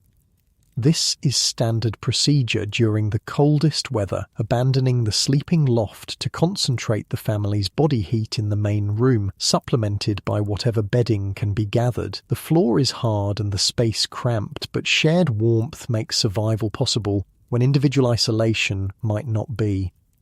Evening brings the Parker child's wake, not a formal affair as might occur in wealthier households, but a gathering of neighbours bringing what food they can spare, offering comfort through presence rather than words. Custom dictates that you should make an appearance, however brief, to pay respects. "I'll go for both of us," you tell Mary, who normally would attend but cannot leave Elizabeth, just long enough to speak to Parker. The snow has accumulated to several inches, transforming familiar paths into treacherous, unmarked terrain. Lanterns glow from cottage windows, creating islands of warm light in the white darkness. The Parker cottage is easily identifiable by the number of people coming and going, their footprints creating a well-trodden path through the snow. Inside, the scene is one of dignified poverty managing grief with limited resources. The child's body lies on the table, dressed in her best clothes, likely the only decent garment she possessed. Neighbours have contributed flowers from indoor plants and greenery from hedgerows to surround her, creating a semblance of the more elaborate funerary displays seen in wealthier homes. Parker himself stands near the fireplace, accepting condolences with the particular stoicism of a man who cannot afford the luxury of collapsing under grief. His wife sits nearby, surrounded by women who maintain a constant low murmur of conversation, not to minimize the loss, but to demonstrate that life continues, that community remains, that isolation is not added to their burden.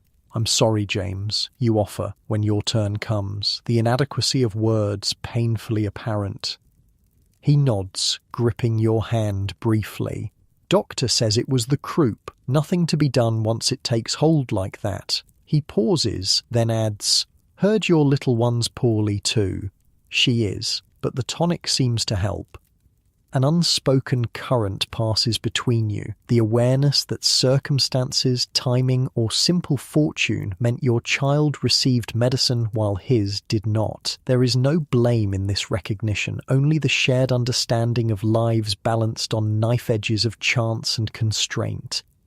You don't stay long, your own family needs you, and extended socializing is a luxury reserved for less pressing times. The walk home through deepening snow seems to take twice as long as the journey out, each step requiring careful placement to avoid falls.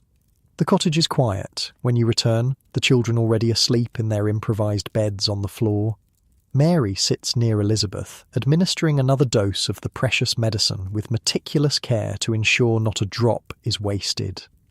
"No change," she reports softly, "but no worse at least." You settle beside her, both watching the baby's laboured breathing in the firelight. Outside, snow continues falling, insulating the cottage in ways that are both helpful and concerning, trapping heat more effectively but potentially blocking the chimney or collapsing the weakened sections of thatch if accumulation becomes too heavy. "Need to check the roof at first light," you murmur, already planning tomorrow's tasks. "Clear snow before it gets too deep." Mary nods, her mind likely running parallel calculations about food, medicine, and managing the children through what might become a snow day. These constant, complex assessments form the invisible infrastructure of survival in conditions where the margin between subsistence and disaster remains paper-thin. Outside, the snow transforms the village into a temporary wonderland covering mud and decay with pristine whiteness. Inside, by firelight, a family draws closer together, physically and otherwise, creating warmth in defiance of circumstances that constantly threaten to extinguish it. This is February in rural Victorian England, the killing month, as the doctor named it. Yet people endure, adapting to conditions that seem impossibly harsh by modern standards. They navigate weather, illness, and scarcity with knowledge accumulated through generations of similar struggles. creating systems of survival invisible to casual observers but essential to continued existence on the margins of a society experiencing unprecedented prosperity and change elsewhere. As the fire burns low and the cottage grows quieter, the snow outside provides a rare gift, acoustic insulation that blocks the usual night sounds of the village, creating a bubble of unusual peace around the sleeping family. Tomorrow will bring new challenges, snow to clear, a funeral to attend, work to find if weather permits. But tonight, in this moment, there is only the gentle rhythm of breathing, some laboured, some deep in exhaustion's embrace, all precious in their continuation against considerable odds.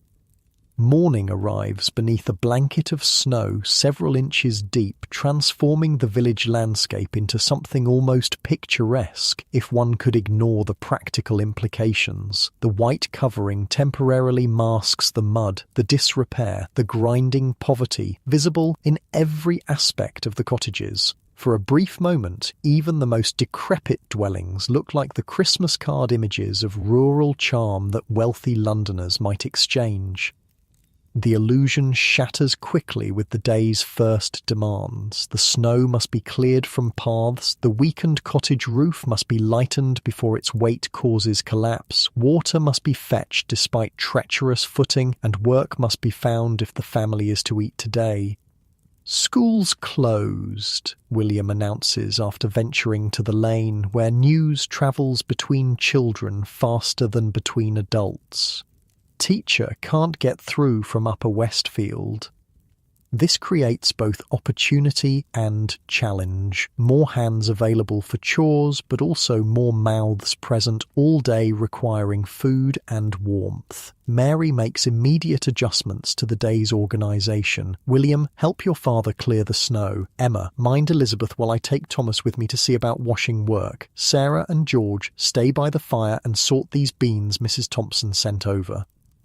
The beans, perhaps a quart of dried legumes likely saved from Thompson's garden plot, represent neighbourly support following your visit to their deceased child's wake. Not charity exactly, which might damage pride, but the quiet circulation of resources that helps each family survive. Today, the Thompsons share beans. Next month, when their youngest might need watching while Mrs. Thompson delivers laundry, your family will reciprocate. You and William tackle the snow clearing, starting with the path to the privy shared between 4 cottages. Outdoor sanitation facilities present particular challenges in winter. The path must remain passable regardless of weather, as the alternative means chamber pots emptied less frequently, creating additional health hazards in already compromised living quarters.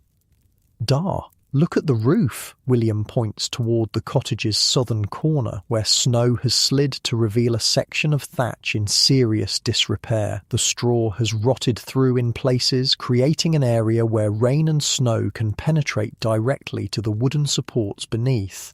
If those supports rot, the roof's integrity becomes compromised beyond simple patching.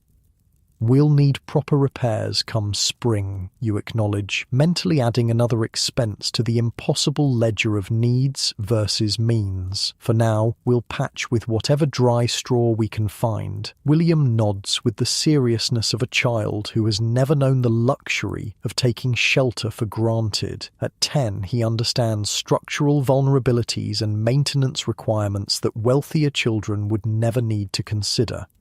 After clearing essential paths, you climb cautiously onto the cottage roof to remove snow from the most damaged sections. The vantage point provides a rare elevated view of the village, smoke rising from chimneys, people clearing their own paths, and beyond them, the substantial farm buildings and the distant outline of the squire's house, where multiple chimneys produce robust plumes of smoke suggesting fires in every room. The visual reminder of disparity is commonplace, but never ceases to provoke complex emotions. Not exactly envy, which implies a sense of entitlement to such comforts, but a weary awareness of the vast distance between basic security and the abundance visible on the horizon. With immediate structural dangers addressed, attention turns to income. The heavy snow makes field work unlikely today, but the farm's animals still need tending, and there might be snow clearing work available on the main roads if you arrive before other labourers claim these limited opportunities. "I'll try the farm first, then the coach road if nothing's available there," you tell Mary, who has returned with Thomas to report that the vicar's wife has washing that needs collecting, a half-day's work that will help offset today's reduced earnings.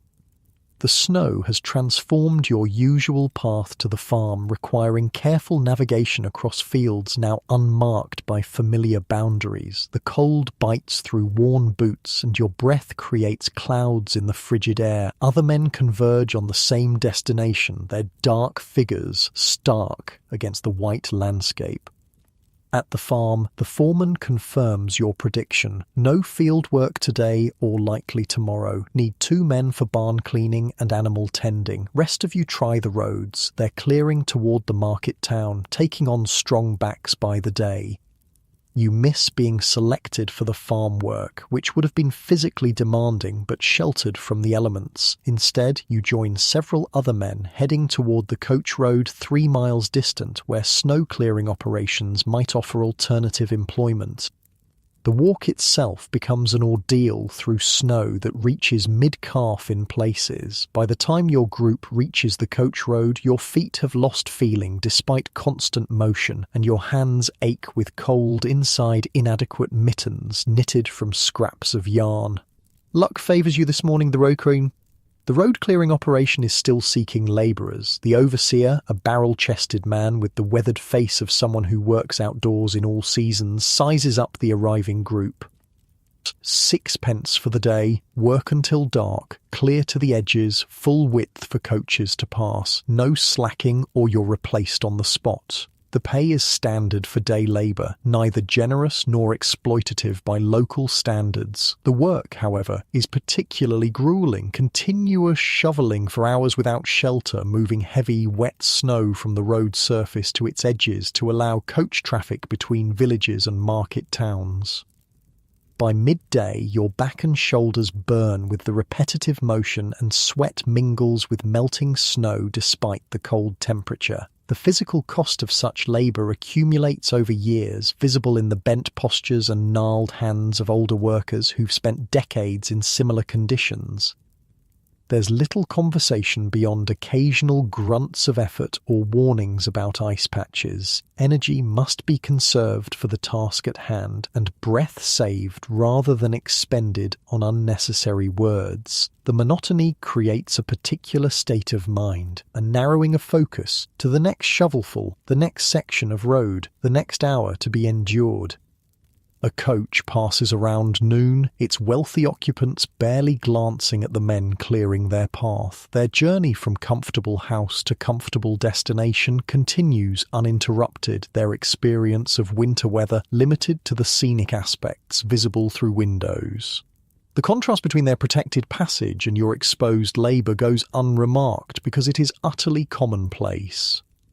Mid-afternoon brings a brief break when the overseer distributes bread and weak beer, not from generosity but practical necessity, as men working at this intensity need some sustenance to continue effectively. You eat standing in the road, the cold bread feeling like stones in your empty stomach, but providing essential calories for the remaining hours of labour. As daylight begins fading around 4 o'clock, the overseer inspects the cleared sections, pronouncing them adequate for coach passage. He distributes the promised payment, 6 pence for approximately 8 hours of continuous physical exertion, before dismissing the crew with the possibility of additional work tomorrow if snow continues. The return journey feels twice as long as the morning's walk, your body now depleted by hours of hard labour and inadequate nourishment. The coins in your pocket provide some psychological comfort. Today's food is secured at least, but the physical cost of earning them settles deeper into your bones with each passing year. Villages appear isolated in the winter landscape, smoke from chimneys creating the only movement against the white fields and darkening sky. By the time you reach your own cottage, full darkness has fallen and the temperature has dropped further, freezing the day's melt into treacherous patches of ice.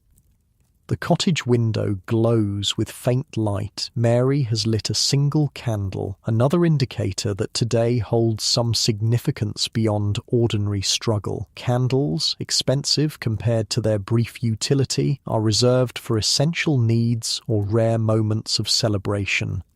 Inside, you discover the reason for this unusual expenditure. Elizabeth's condition has improved noticeably, her breathing easier, her colour better, her previously listless demeanour replaced by alert eyes tracking movement around the room. The medicine, the steam treatments, and perhaps simply her young body's resilience have combined to turn the tide against illness. She took broth 3 times today, Mary reports, relief evident in her voice despite her typical understatement. And the cough sounds looser. This represents significant victory, not complete recovery, but movement away from the precipice that claimed the Parker child. The family's mood reflects this cautious optimism, the atmosphere lighter despite physical exhaustion and ongoing challenges. The evening meal consists of bean soup made from Mrs. Thompson's contribution, enriched with an onion and scraps of salt pork saved from previous cooking. The bread purchased with yesterday's wages has been carefully rationed, with enough remaining for each family member to receive a small piece to accompany their soup. After eating, the family settles into evening activities determined by necessity, ability, and available light. Mary continues the mending that forms a constant backdrop to all other household tasks, clothing in perpetual need of repair, each garment patched repeatedly until patches themselves need patching. Emma helps the younger children prepare for bed, washing faces and hands with water warmed by the fire. William works on a small carving project, a replacement handle for a broken tool, its careful craftsmanship reflecting skills passed from father to son. This evening routine represents more than simple domestic activities. It constitutes the maintenance of family bonds and transmission of essential knowledge between generations. Children learn not just specific skills, but the underlying principles of resourcefulness, persistence, and mutual support that make survival possible in challenging circumstances. Conversation flows more easily than during morning's task-focused interactions. Stories are shared, humorous incidents from William's school day before closure was announced, village news gathered during Mary's laundry delivery, observations about neighbours, glimpsed during snow clearing. They're burying the Parker girl tomorrow, Mary mentions during a lull. After morning service, the ground's frozen solid. They've had men working since midday to dig the grave. This practical concern, the difficulty of breaking through frozen earth, temporarily overshadows the emotional aspects of a child's funeral, not from callousness, but from necessity. The physical requirements must be addressed before grief can be fully acknowledged. We should all go, you decide, after brief consideration. Weather permitting. Church attendance is already non-negotiable for Sunday mornings, but funerals represent additional obligation, especially for neighbours whose child played alongside your own. The community's presence provides both witness and support, affirming connections that sustain everyone through individual tragedies. As evening deepens, attention turns to sleeping arrangements, with Elizabeth improving but still vulnerable and temperatures continuing to drop outside. The family will again sleep in the main room, clustered near the fire for warmth. Bedding is arranged with careful strategy. The youngest and most vulnerable closest to the heat source, adults positioned to block drafts from doors and windows, older children filling spaces between. Before final settling, there's the matter of washing, limited by water availability and heating capacity, but essential for maintaining basic hygiene despite challenging conditions. Children take turns standing in a small tin tub, water heated just enough to remove the worst dirt without requiring excessive fuel. Speed is essential. The cottage's temperature drops rapidly away from the fire's immediate vicinity. Clean hands and faces, at least, Mary insists, supervising the abbreviated bathing. Even in winter, this commitment to cleanliness, despite circumstantial obstacles, reflects not just personal preference, but practical health consideration. Experience has taught that dirt harbours disease, that minor cuts can become major infections without proper cleansing. Long before germ theory provides scientific explanation, observation has established correlation between hygiene and health. With washing complete and bedding arranged, the family gathers for one final ritual before sleep, prayers led by you as household head. The content reflects immediate concerns rather than abstract theology. Gratitude for Elizabeth's improvement, for work found despite weather, for food sufficient for today's needs, requests for continued healing for tomorrow's necessities, for strength to meet whatever challenges arise. Religion in the labourer's cottage serves both spiritual and practical purposes. Beyond eternal considerations, it provides framework for understanding suffering, language for expressing hope, and community connection through shared practice. The church as institution may sometimes disappoint through class prejudice or inadequate charity, but faith itself remains integral to daily resilience. After prayers, the candle is extinguished to save what remains for future need. Darkness fills the cottage except for the fire's diminishing glow. Conversation continues briefly in hushed tones, then gradually yields to silence as exhaustion claims each family member in turn. You remain awake longest, listening to your family's breathing. Elizabeth still slightly laboured but significantly improved. Thomas is occasionally interrupted by residual coughing, the others deep in the profound sleep of childhood. Mary lies beside you, her body radiating familiar warmth, her hand resting lightly on Elizabeth's small form between you. This moment, family gathered in intimate proximity, temporarily secure against immediate threat, represents the core around which all other struggles revolve. The daily labour, constant calculation, and physical hardship serve this essential purpose, maintaining the small collection of interdependent lives against forces that constantly threaten to scatter or extinguish them. Outside, snow resumes falling in the darkness, accumulating silently on the newly cleared paths. Tomorrow will require clearing again, another search for work, continued vigilance against illness and structural damage. The cycle of effort never truly ends, it merely pauses during these brief hours of rest. Yet within the cottage's inadequate shelter, something genuine and precious exists. Bonds of affection and mutual dependence that transform mere survival into something resembling life. Children who will likely never escape similar material circumstances, nevertheless experience security within family relationships. Adults whose bodies are prematurely aged by labour and deprivation find purpose in providing what stability they can for their offspring. As sleep finally claims you, the last conscious awareness is of this paradox, profound hardship coexisting with profound connection, neither cancelling the other, but creating the complex reality of rural working-class existence in Victorian England, a reality largely invisible in official narratives of progress and prosperity, yet lived by millions whose labour forms the foundation upon which more visible achievements rest.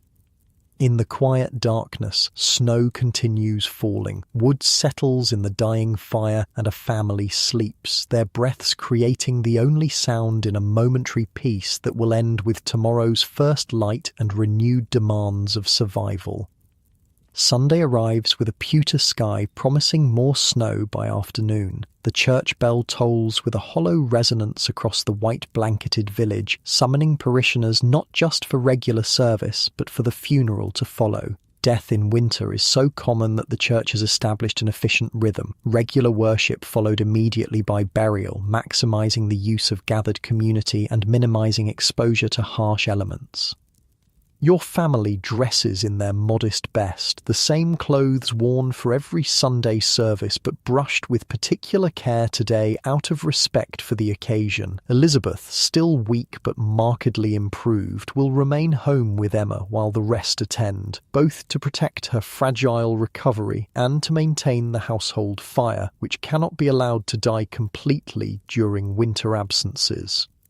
Remember to add wood every half hour, Mary reminds Emma, who at 12 already understands these responsibilities perfectly but accepts the instruction with characteristic patience. And give Elizabeth her medicine at 11 o'clock no matter if she's sleeping. The walk to church takes longer than usual, paths refrozen overnight into treacherous surfaces requiring careful navigation. Thomas coughs occasionally but seems stronger, his illness receding while his sister's continues improving. Small victories in the constant battle against conditions that claim so many children. Other families emerge from cottages along the way, all moving toward the same destination with the measured pace of those conserving energy against cold. Conversations remain minimal, limited to brief acknowledgements between neighbours united by the morning's sombre purpose. Inside the church, the temperature feels barely warmer than outside, despite several small braziers positioned in the nave. The stone walls radiate cold, and breath forms visible clouds throughout the congregation. Wealthier parishioners have brought foot warmers, small metal containers filled with hot coals, while labourers rely on stamping feet and huddling together between prayers. The Parker family occupies the front pew today, their temporary elevation from usual position at the back an acknowledgement of their central role in the day's proceedings. The small coffin rests before the altar, its unvarnished pine construction covered partially by an altar cloth to create an approximation of more elaborate funerary displays seen in wealthier parishes. "Blessed are they that mourn, for they shall be comforted," the vicar begins, his voice steady with the practice of one who conducts winter funerals with considerable regularity. The service follows familiar contours, prayers, hymns, brief sermon on mortality and divine comfort, but today includes specific acknowledgement of Eliza Parker, aged 4 years and 3 months, now departed from earthly suffering. Mrs. Parker weeps silently throughout, her husband's arm around her shoulders in rare public display of affection between adults who typically maintain emotional reserve. Their remaining children cluster nearby, faces solemn with the peculiar gravity of young ones who understand death as a concrete reality rather than abstract concept. After service concludes, the congregation moves to the churchyard, where men from the village have spent hours preparing the grave, a task made arduous by frozen ground requiring pickaxes and extraordinary effort. The small coffin seems suddenly more fragile in outdoor light, an inadequate container for what was recently a laughing child. "I am the resurrection and the life, saith the Lord," the vicar continues as the coffin is lowered by ropes into the waiting earth. "He that believeth in me, though he were dead, yet shall he live." The words, repeated at countless gravesides through centuries, offer familiar rhythm, if not immediate comfort to those assembled. Faith provides framework for understanding, but cannot eliminate grief's immediate impact, the visceral knowledge of permanent absence that no theological explanation fully addresses. After final prayers, men begin the work of filling the grave while women guide the Parker family back toward their cottage where food has been arranged. Contributions from throughout the village creating a meal beyond what any single household could provide independently. This practical support acknowledges that grief impairs capacity for daily tasks, yet bodies continue requiring sustenance regardless of emotional circumstances. Your family joins others returning to respective cottages, Sunday's remaining hours devoted to necessary rest and preparation for the work week ahead. The snow begins falling again as predicted, large flakes descending in the peculiar silence that accompanies heavy snowfall, as if the world itself observes respectful quiet after the morning's events. The Bennett boy looked poorly, Mary observes, as you approach your cottage, flushed and glassy-eyed like Thomas was at the worst. Half the choir was missing too, you add, having noted several absent faces among regular attendees. Weather perhaps, but more likely illness. This observation proves prescient in coming days as news travels between cottages of increasing sickness throughout the village. By Tuesday, the school closes not for snow, but because both teacher and half the pupils are confined to beds with fever and cough. By Wednesday, even the wealthier households report illness among family members and servants, though with access to immediate medical attention and proper nursing, their experiences differ substantially from labourers' families facing similar symptoms. The village exists now in the grip of what older residents recognise as winter fever, the influenza that periodically sweeps through communities with devastating efficiency. Modern understanding would identify viral transmission facilitated by close quarters, inadequate ventilation and compromised immune systems, but villagers in 1853 perceive only the pattern of spread and the seemingly arbitrary distribution of severity between victims. Your household has already weathered the initial wave through Thomas and Elizabeth, whose improving conditions suggest the possibility of acquired immunity, though such scientific concepts remain unavailable as explanation. What matters practically is that while Elizabeth continues her slow recovery and Thomas regains strength, no other family members have developed severe symptoms beyond occasional coughing. This relative good fortune creates both opportunity and obligation within the community's unwritten mutual aid system. Those households less affected by illness become essential support for those more severely impacted, providing childcare, delivering food, fetching medicine, maintaining fires, and performing other essential tasks when families cannot manage independently. Mary, whose nursing skills have been honed through years of managing childhood illnesses with minimal resources, becomes particular resource for neighbours with sick children. She divides her time between your own household responsibilities and brief visits to nearby cottages, sharing knowledge about which treatments seem effective and which symptoms demand urgent concern. The Thompsons' youngest has the fever now, she reports, after returning from delivering bread to their cottage, and Mrs. Wright is confined to bed herself with no one but her eldest girl to manage the household. These situations require immediate practical response rather than mere sympathy. Emma is dispatched to assist the Wright girl with younger children, while you stop at the Thompson cottage after work to chop additional firewood, tasks completed without fanfare or expectation of reciprocity, beyond the unspoken understanding that help would be similarly offered if circumstances were reversed. The village's informal support networks operate alongside more official responses to the outbreak. The church organises distribution of donated food and fuel to households most severely affected. The doctor from Upper Westfield makes more frequent visits, though his time remains primarily devoted to wealthier patients who can afford regular attendance. The vicar's wife organises a committee of relatively healthy women to coordinate care efforts, creating system for identifying which households need immediate assistance. Despite these combined efforts, death continues its winter harvest. By week's end, 3 more funerals have been conducted. An elderly man whose age and existing health conditions left him particularly vulnerable. A young mother whose recently delivered infant now requires wet nurse. and, most devastatingly, a previously healthy man in his 30s whose income supported his wife and 5 children.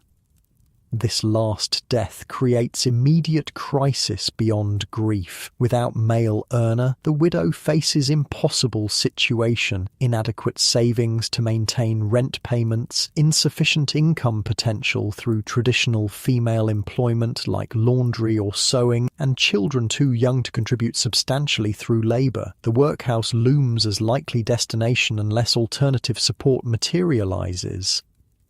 The community responds with remarkable coordination despite its own limited resources. Men from neighbouring cottages commit to including the widow's garden plot in their planting and maintenance, ensuring food supply beyond immediate crisis. The church arranges temporary rent forgiveness through appeal to the squire's Christian charity and concern about parish poor rates if family enters workhouse. Women organise cooking rotation to provide one substantial meal daily while the household adjusts to new circumstances.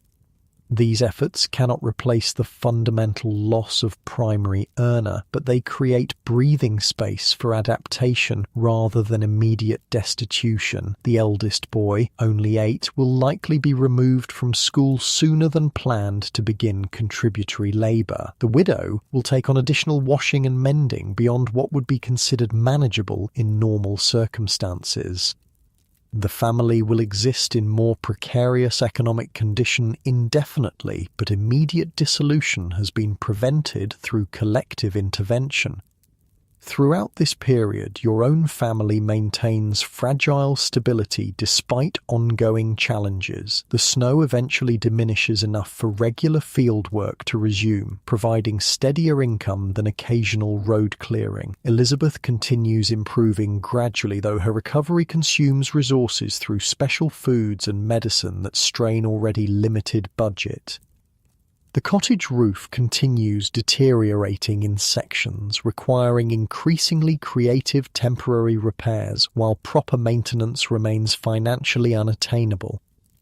What emerges through these weeks of community crisis is the intricate interdependence that defines rural working-class existence. No household operates truly independently. Survival requires complex networks of mutual obligation, shared resources, and collective knowledge. The absence of formal safety nets makes these informal systems not optional but essential, the difference between individual catastrophe and continued existence. These systems remain largely invisible to outside observers, particularly those from privileged perspectives who might visit rural areas briefly and perceive only the material poverty rather than the social wealth operating beneath visible surfaces. The ability to sustain life despite inadequate housing, insufficient nutrition, limited medical care, and constant financial precarity represents extraordinary achievement rarely acknowledged in official narratives of the period. By early March, the immediate health crisis begins subsiding. Fewer new cases develop, and previously ill villagers gradually resume normal activities as strength returns. The weather remains challenging, but shows occasional hints of approaching spring. Slightly longer daylight hours, brief periods of relative warmth during midday, small patches where snow has melted to reveal dormant earth beneath. These changes bring their own difficulties for rural labourers. The transition from winter to spring creates notorious mud season when roads become nearly impassable, fields too wet for proper work, and cottages particularly vulnerable to dampness as frozen ground thaws and releases accumulated moisture. Dietary challenges intensify as winter stores approach depletion while spring growth remains weeks away from harvest.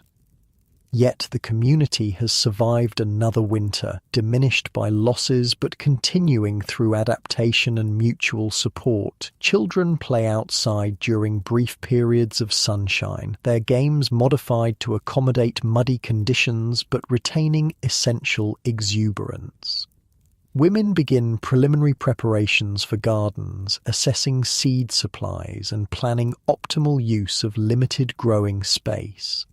Men repair tools damaged during winter work and prepare for the intensive labor of spring planting.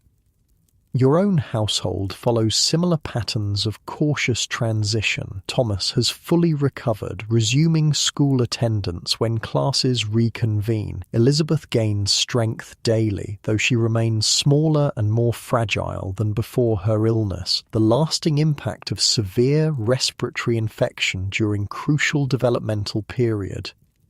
Mary organises thorough cottage cleaning as weather permits, opening windows, addressing accumulated winter grime with limited resources but considerable determination. One unusually mild afternoon, you repair the cottage's front step that has deteriorated through multiple freeze-thaw cycles. William works alongside you, handling tools with growing competence and absorbing unspoken knowledge about home maintenance that will serve him throughout life. The physical labour provides counterbalance to the previous week's emotional weight, tangible accomplishment in making your dwelling marginally more functional. Think it'll hold through spring thaw? William asks, assessing the repaired step with critical eye. Should do, you respond, knowing the repair's limitations, but appreciating its immediate improvement. We'll see about proper stone come summer, perhaps.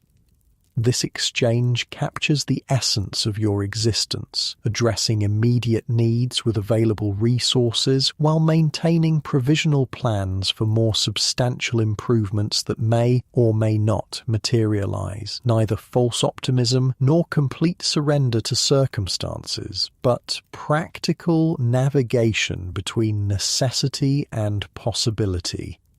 As dusk approaches, Mary appears at the doorway, Elizabeth in her arms, the first time the child has been outside since her illness began. Her small face turns toward fading sunlight with evident pleasure, colour returning to previously pale cheeks. Thought she could use a bit of fresh air, Mary explains, the simple statement conveying both medical assessment and celebration of recovery milestone.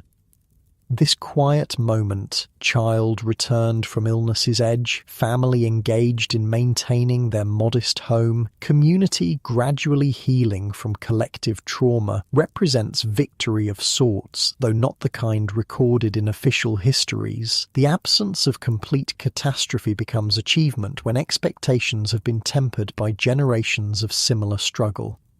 As evening gathers, neighbours return from various labours to respective cottages. Smoke rises from chimneys, lanterns glow in windows, and informal interactions occur as paths cross. Brief exchanges about health improvements, work availability, weather predictions. These seemingly mundane conversations cement community bonds that have been tested but not broken by recent trials.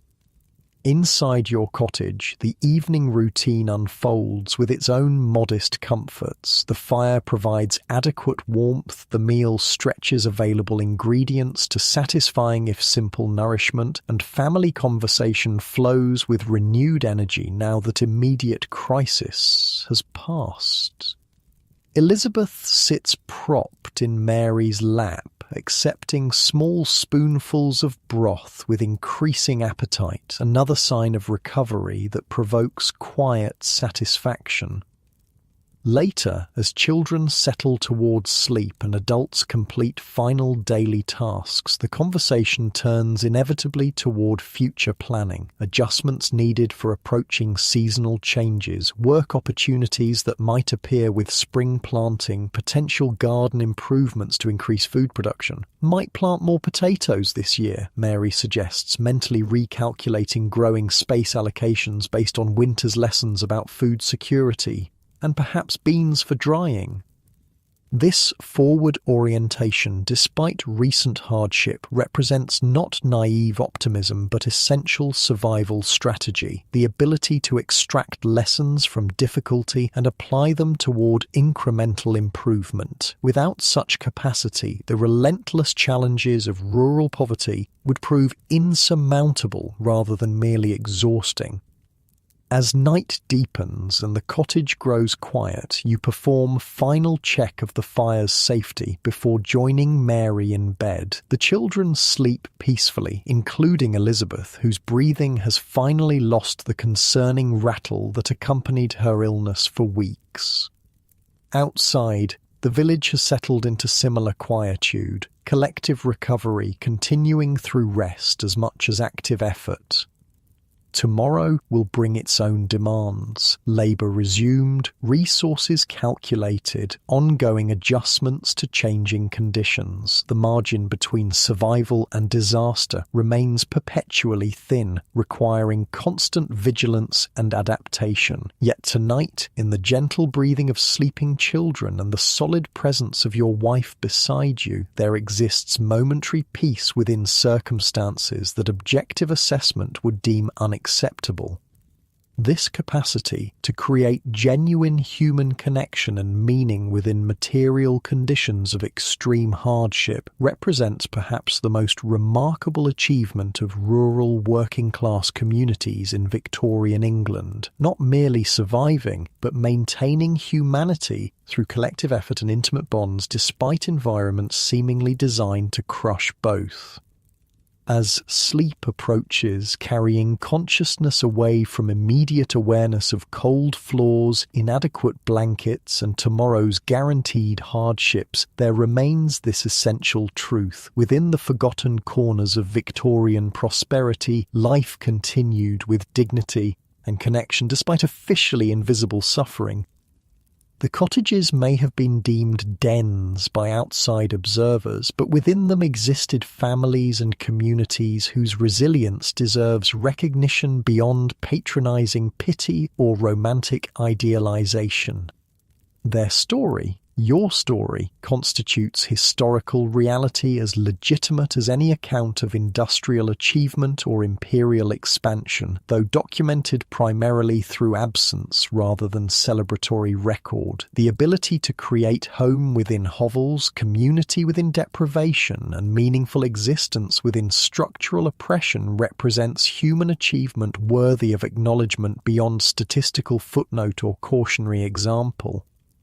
Sleep finally claims you completely, body surrendering to exhaustion earned through physical labor and emotional endurance. Outside, stars emerge from parting clouds, casting faint light across the village, whose collective breaths create the gentle rhythm of continued existence against considerable odds. Spring arrives not as sudden transformation, but gradual surrender of winter's hold, a slow yielding marked by subtle changes observed most keenly by those whose survival depends on intimate knowledge of seasonal rhythms. The first snowdrops appear in sheltered spots near cottage walls, their delicate white bells pushing through retreating snow with improbable determination. Birdsong becomes more varied and insistent at dawn, blackbirds and thrushes reclaiming territory with elaborate melodies. Daylight extends incrementally, each evening offering precious additional minutes of natural light for necessary tasks. These changes bring tangible relief to the village. Illness recedes alongside winter's worst extremes, though lingering coughs and weakened constitutions remain common. Fieldwork resumes more consistently, providing steadier income after months of unpredictable employment. Cottages benefit from being aired properly during milder days, reducing the damp that permeates walls and bedding during winter confinement. For your family, spring's arrival marks successful passage through another season of particular vulnerability. Elizabeth has recovered sufficiently to join other children in brief outdoor play during warm afternoons. The cottage roof, despite concerning deterioration, has maintained minimal functionality through the worst weather. Food stores, though severely depleted, have stretched just enough to reach the season when new growth begins providing alternatives. This evening, a mild April night with lingering twilight finds your family engaged in the gentle unwinding that precedes sleep. The day's labour has concluded, simple meal consumed, essential tasks completed. What remains are the quiet rituals that transform mere shelter into something approaching home despite material limitations. Mary sits near the fire mending one of William's shirts, her needle moving with practiced precision through worn fabric. Years of such repairs have given her remarkable skill at extracting maximum use from every garment, postponing the substantial expense of replacement through countless interventions against developing tears and weakening seams. Nearly worn through at the elbows again, she observes without particular concern, this being expected consequence of boyhood activities rather than crisis requiring emotional response. Might need patches soon. William himself sits nearby working on school exercises, multiplication tables copied repeatedly onto a small slate that can be wiped clean and reused indefinitely, conserving precious paper for final work requiring submission. At 10, he navigates between childhood's remaining playfulness and increasing responsibilities that preview adult expectations soon to claim him completely. Emma assists younger children with bedtime preparations, her maternal competence at 12 reflecting early assumption of adult roles common among eldest daughters in labouring families. Under her direction, faces and hands receive thorough washing despite minimal water and soap. Hair is combed free of the day's tangles and teeth receive attention through chewing fresh mint when available or simply vigorous rinsing when not. The younger children, Sarah, George and Thomas, move through these routines with varying degrees of compliance, their energy gradually diminishing as day concludes. Their play has already transitioned from active movement to quieter activities appropriate for evening's constraints. Simple games with pebbles or buttons, stories told in whispers, imaginary scenarios enacted with minimal props but considerable creativity. Elizabeth, still requiring additional rest during recovery, has already drifted to sleep in the small trundle bed positioned near the fire for warmth. Her breathing remains slightly more laboured than before illness, but lacks the frightening rattle that signalled acute danger weeks earlier. Her small face appears peaceful in firelight, colour returned to previously alarming pallor. You yourself occupy the cottage's single proper chair, a heavily repaired wooden piece inherited from Mary's parents that predates your marriage. From this modest throne you oversee evening's gentle conclusion while completing practical task, repairing a broken tool handle with careful whittling that shapes replacement wood to proper dimensions. This scene, utterly ordinary in its elements yet profound in its implications, represents achievement rarely acknowledged by contemporary observers or subsequent historical accounts. The creation of domestic tranquility despite material deprivation constitutes resistance against circumstances seemingly designed to eliminate such possibility. The cottage itself remains objectively inadequate by any reasonable standard. 2 small rooms housing 9 people, structural deficiencies threatening stability, sanitation limited to outdoor privy, shared between multiple dwellings, ventilation compromised by competing needs for heat retention and fresh air circulation. Contemporary social reformers would correctly identify numerous health hazards and developmental concerns arising from such conditions.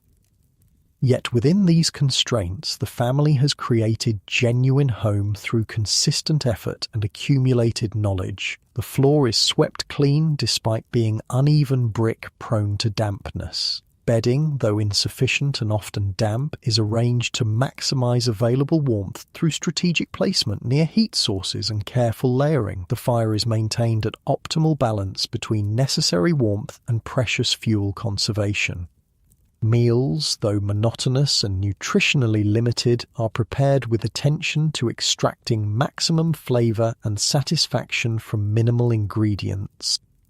These domestic accomplishments represent not mere housekeeping, but active creation of survivable environment within circumstances that might otherwise prove literally fatal. The difference between tolerable cold and hypothermia, between adequate nutrition and malnutrition, between manageable illness and devastating epidemic, often depends entirely on such seemingly mundane details executed with precision born of generational experience.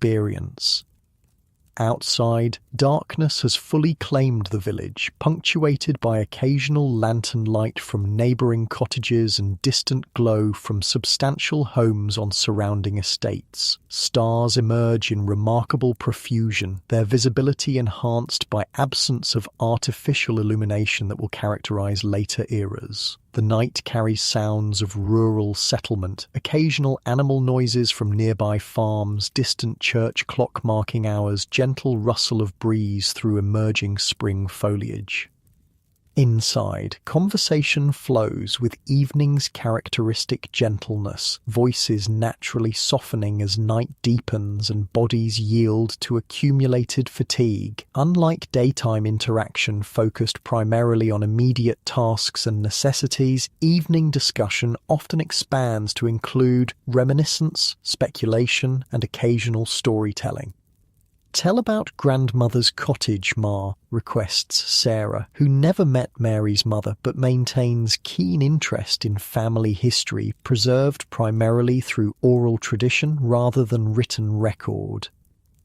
Mary continues her mending while speaking, attention divided between needle and narrative with practiced ease. It was smaller than ours, just the one room for everyone, but she kept herbs hanging from every beam, bundles of rosemary and thyme, mint and sage, all dried and ready for cooking or medicine. The whole place smelled like her garden, summer and winter alike. These stories serve multiple purposes beyond entertainment, transmitting practical knowledge about household management, preserving family identity through shared narrative, and creating psychological continuity between generations. Children absorb not just specific information, but broader values and approaches to life embedded within seemingly simple reminiscences. William looks up from his slate, calculation temporarily abandoned for historical curiosity. Did she have her own garden plot like you do? Smaller than ours, Mary confirms, memory briefly transporting her to childhood experiences now decades distant. But she knew how to make things grow in poor soil, said it was about understanding what each plant needs, not just putting seeds in ground and hoping. This casual exchange represents crucial knowledge transmission, practical gardening wisdom accumulated through generations of subsistence cultivation passed now to children who will require similar skills for survival. Without formal agricultural education, such information travels exclusively through direct observation and verbal instruction within family networks.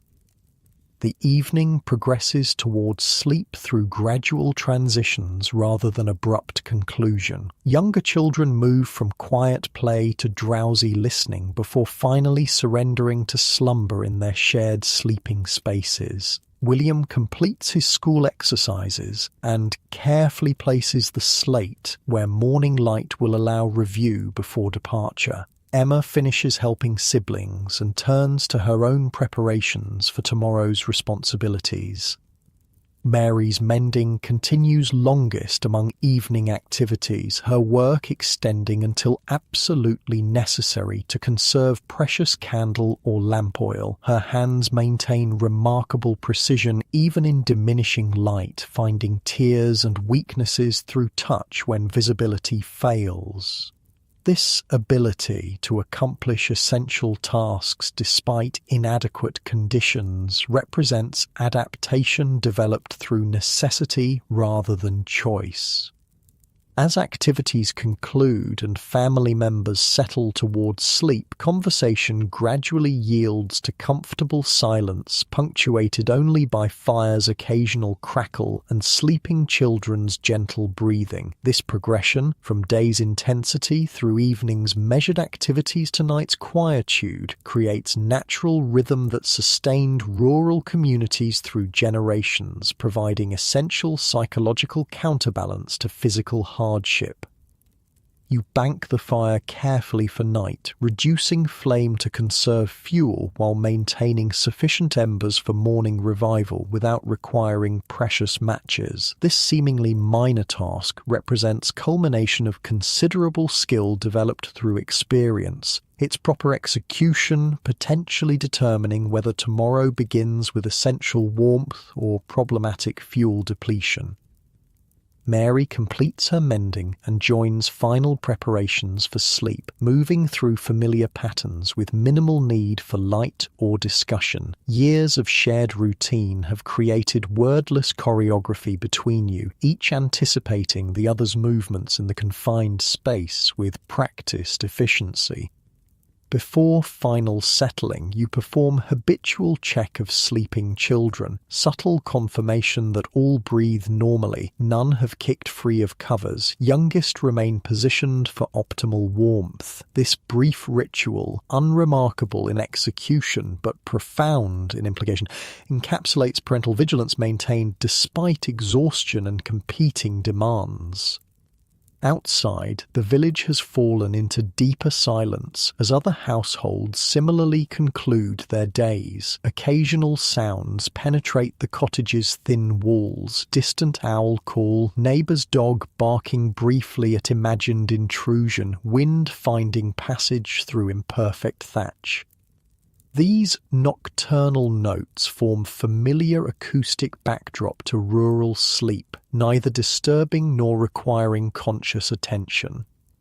As you finally join Mary in the bed positioned for optimal protection from drafts while maintaining connection to fire's residual warmth, conversation resurfaces briefly, quiet exchange of observations or concerns too private for earlier family discussion. Elizabeth seems stronger today, Mary notes, her voice barely above whisper to avoid disturbing children's sleep in the room's close quarters. Played longer than yesterday without tiring. Another week might see her fully recovered. Your response carries appropriate caution, experience having taught that illness often lingers beyond apparent recovery, particularly in winter's aftermath when bodies remain depleted from months of cold and dietary limitation. This bedtime consultation focused primarily on children's well-being but occasionally expanding to include work prospects, financial calculations or community developments represents essential communication between partners jointly navigating circumstances requiring constant strategic adjustment. Without such regular assessment and planning, the precarious balance between survival and disaster might easily tip toward the latter. Conversation gradually fades as physical exhaustion claims consciousness despite mental concerns that might otherwise prevent sleep. This capacity to achieve necessary rest despite legitimate anxieties about tomorrow's challenges represents another adaptation essential to sustained functioning under perpetual stress. As sleep approaches, bringing temporary relief from bodily discomfort and conscious worry, the cottage settles into night's deepest quietude. The physical structure, however inadequate by objective standards, provides crucial barrier between family and elements, imperfect but sufficient shelter against immediate environmental threats.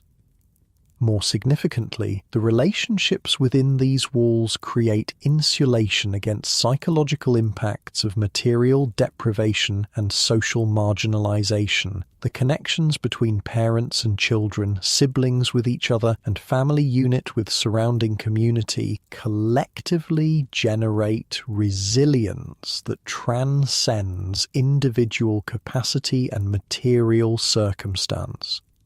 This, perhaps more than any other factor, explains how rural working-class families sustained themselves through conditions that external observers frequently deemed uninhabitable. The social resources created through interdependence, shared experience, and collective knowledge provided essential compensation for material resources systematically denied through economic and social structures beyond individual control. Sleep deepens as night progresses, bodies surrendering completely to necessary restoration after days' depletion. Dreams may bring temporary escape from physical limitations or simply process days' experiences through subconscious recombination. Regardless, this nightly retreat from conscious struggle provides essential reprieve without which continued function would prove impossible. Outside, stars wheel slowly across the sky in ancient patterns recognized by countless generations before electric illumination diminished their visibility. The moon rises later, casting silver light across the village's humble dwellings and surrounding fields prepared for spring planting. Natural rhythms continue their measured progression regardless of human circumstance, seasons yielding to seasons, darkness to light, winter's deprivation to spring's tentative renewal. Inside the cottage, sleeping bodies generate collective warmth that supplements inadequate bedding, unconsciously drawing closer during night's coldest hours through instinctual seeking of additional heat. This physical interdependence mirrors the waking social interdependence that makes individual survival possible within broader community networks. Dreams occasionally manifest in small physical responses, a child's smile at pleasant imagery, an adult's furrowed brow reflecting concern that penetrates even sleep's protection, a hand reaching unconsciously to confirm another's presence nearby. These moments, though unwitnessed, reveal continuing emotional connections that transcend conscious interaction. Pre-dawn brings subtle shift in sleeping patterns, bodies beginning preparation for waking even before conscious awareness resumes. Breathing patterns change slightly, position adjustments become more frequent, and sensitivity to external stimuli gradually increases. The transition from sleep's complete surrender to waking's renewed vigilance progresses through intermediate stages that balance restoration against survival's constant requirements. First light brings earliest risers to consciousness, typically adults whose responsibilities demand maximum utilization of available daylight. You wake with practiced immediacy, transitioning from sleep to functional awareness without indulgent intermediate stages. Years of necessity have eliminated luxury of gradual waking, creating instead efficient shift between restoration and productivity. The cottage's chill registers immediately, night having leached warmth from the fire's remnants despite careful banking. Your first movement directs toward rekindling rather than personal comfort, reviving essential heat source before attending to individual needs. This prioritization, collective welfare before personal preference, characterizes countless daily decisions within households where resources cannot accommodate all potential requirements. Mary wakes simultaneously through similar conditioning, her movements complementing yours in morning's opening choreography. Fire receives attention from one while water needs occupy other, neither requiring discussion to establish these priorities after years of shared routine.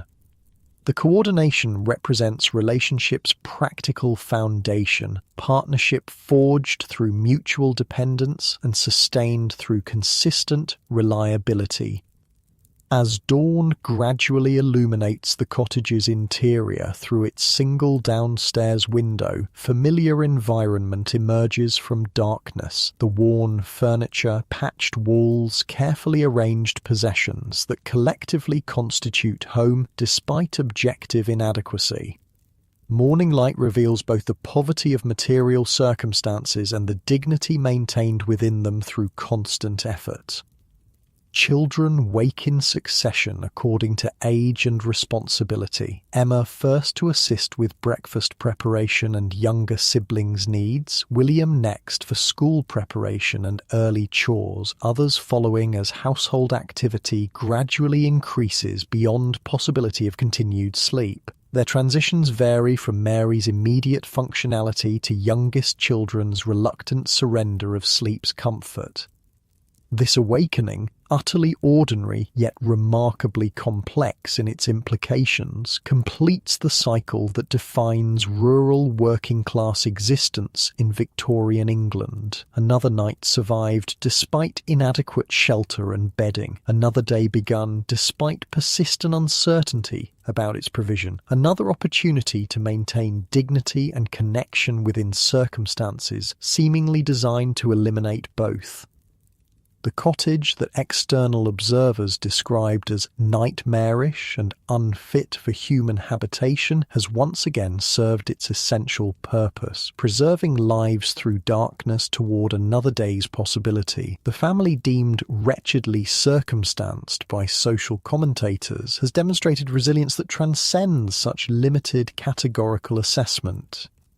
This morning, like countless others before and after, represents neither victory nor defeat but continuation, the persistent assertion of humanity within dehumanizing conditions, the creation of meaning despite material insufficiency, the maintenance of connection across boundaries of age, gender, and circumstance within shared experience of constraint. As breakfast preparations begin and family members move through familiar morning routines, the patterns established through generations provide structure within which individual lives unfold. These patterns, invisible to casual observers focused primarily on material deficiencies, constitute the actual substance of rural working-class existence beyond statistical categorization or reformist concern. The sun rises fully now, illuminating a village gradually increasing in activity as other households similarly transition from night's suspension to day's demands. Smoke rises from cottage chimneys, paths fill with workers heading toward fields and workplaces. Children gather for school when weather and health permit attendance. The collective routine resumes its measured progression through seasons, years, and generations. Within your cottage, the family shares simple breakfast before dispersing toward respective responsibilities: field labour for you, household management for Mary, school for some children, domestic assistance for others according to age and ability. The separation occurs without particular ceremony, but carries implicit understanding of interdependence that makes individual activities collectively meaningful.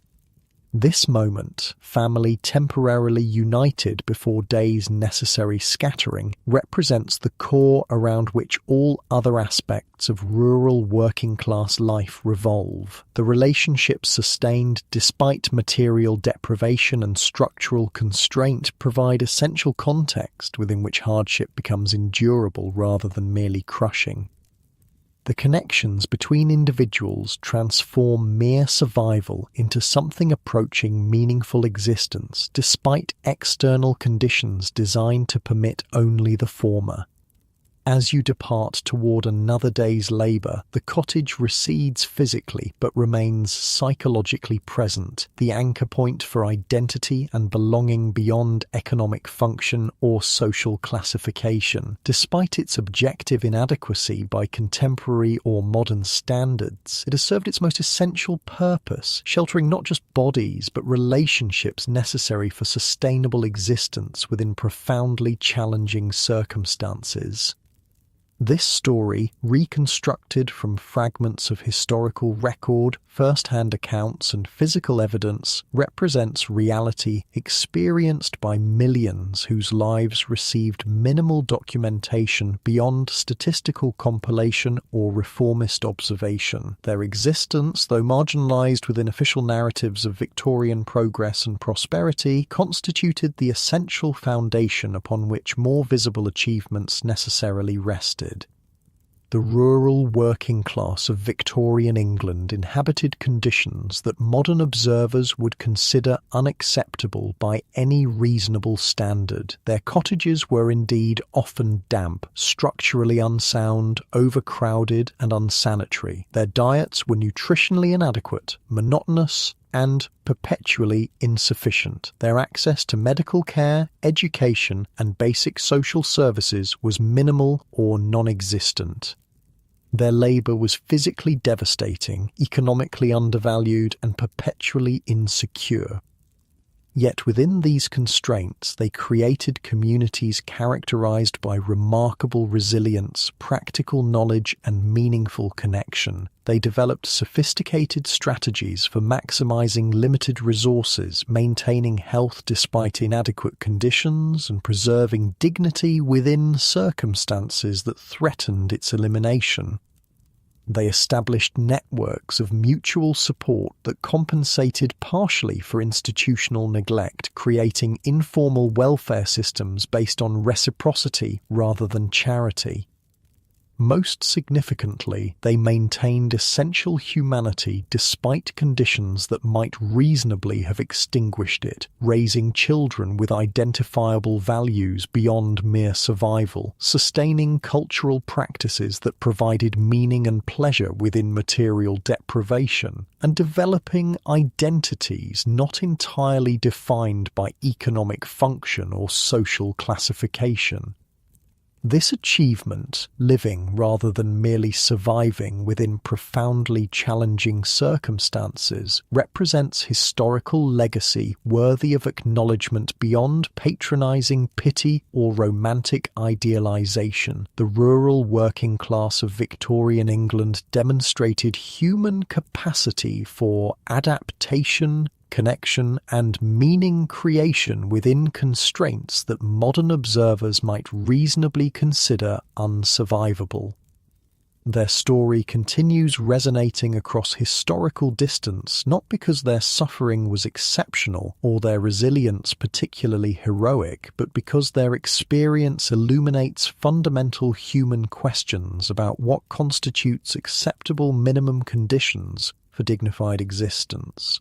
How communities sustain themselves despite institutional neglect, and what truly proves essential when material resources reach extreme limitation. As you rest in your comfortable bed tonight, perhaps these distant lives might prompt reflection on what aspects of existence prove truly necessary for meaningful human experience, and how contemporary understandings of minimum acceptable standards might appear to future observers looking back from their own historical vantage point.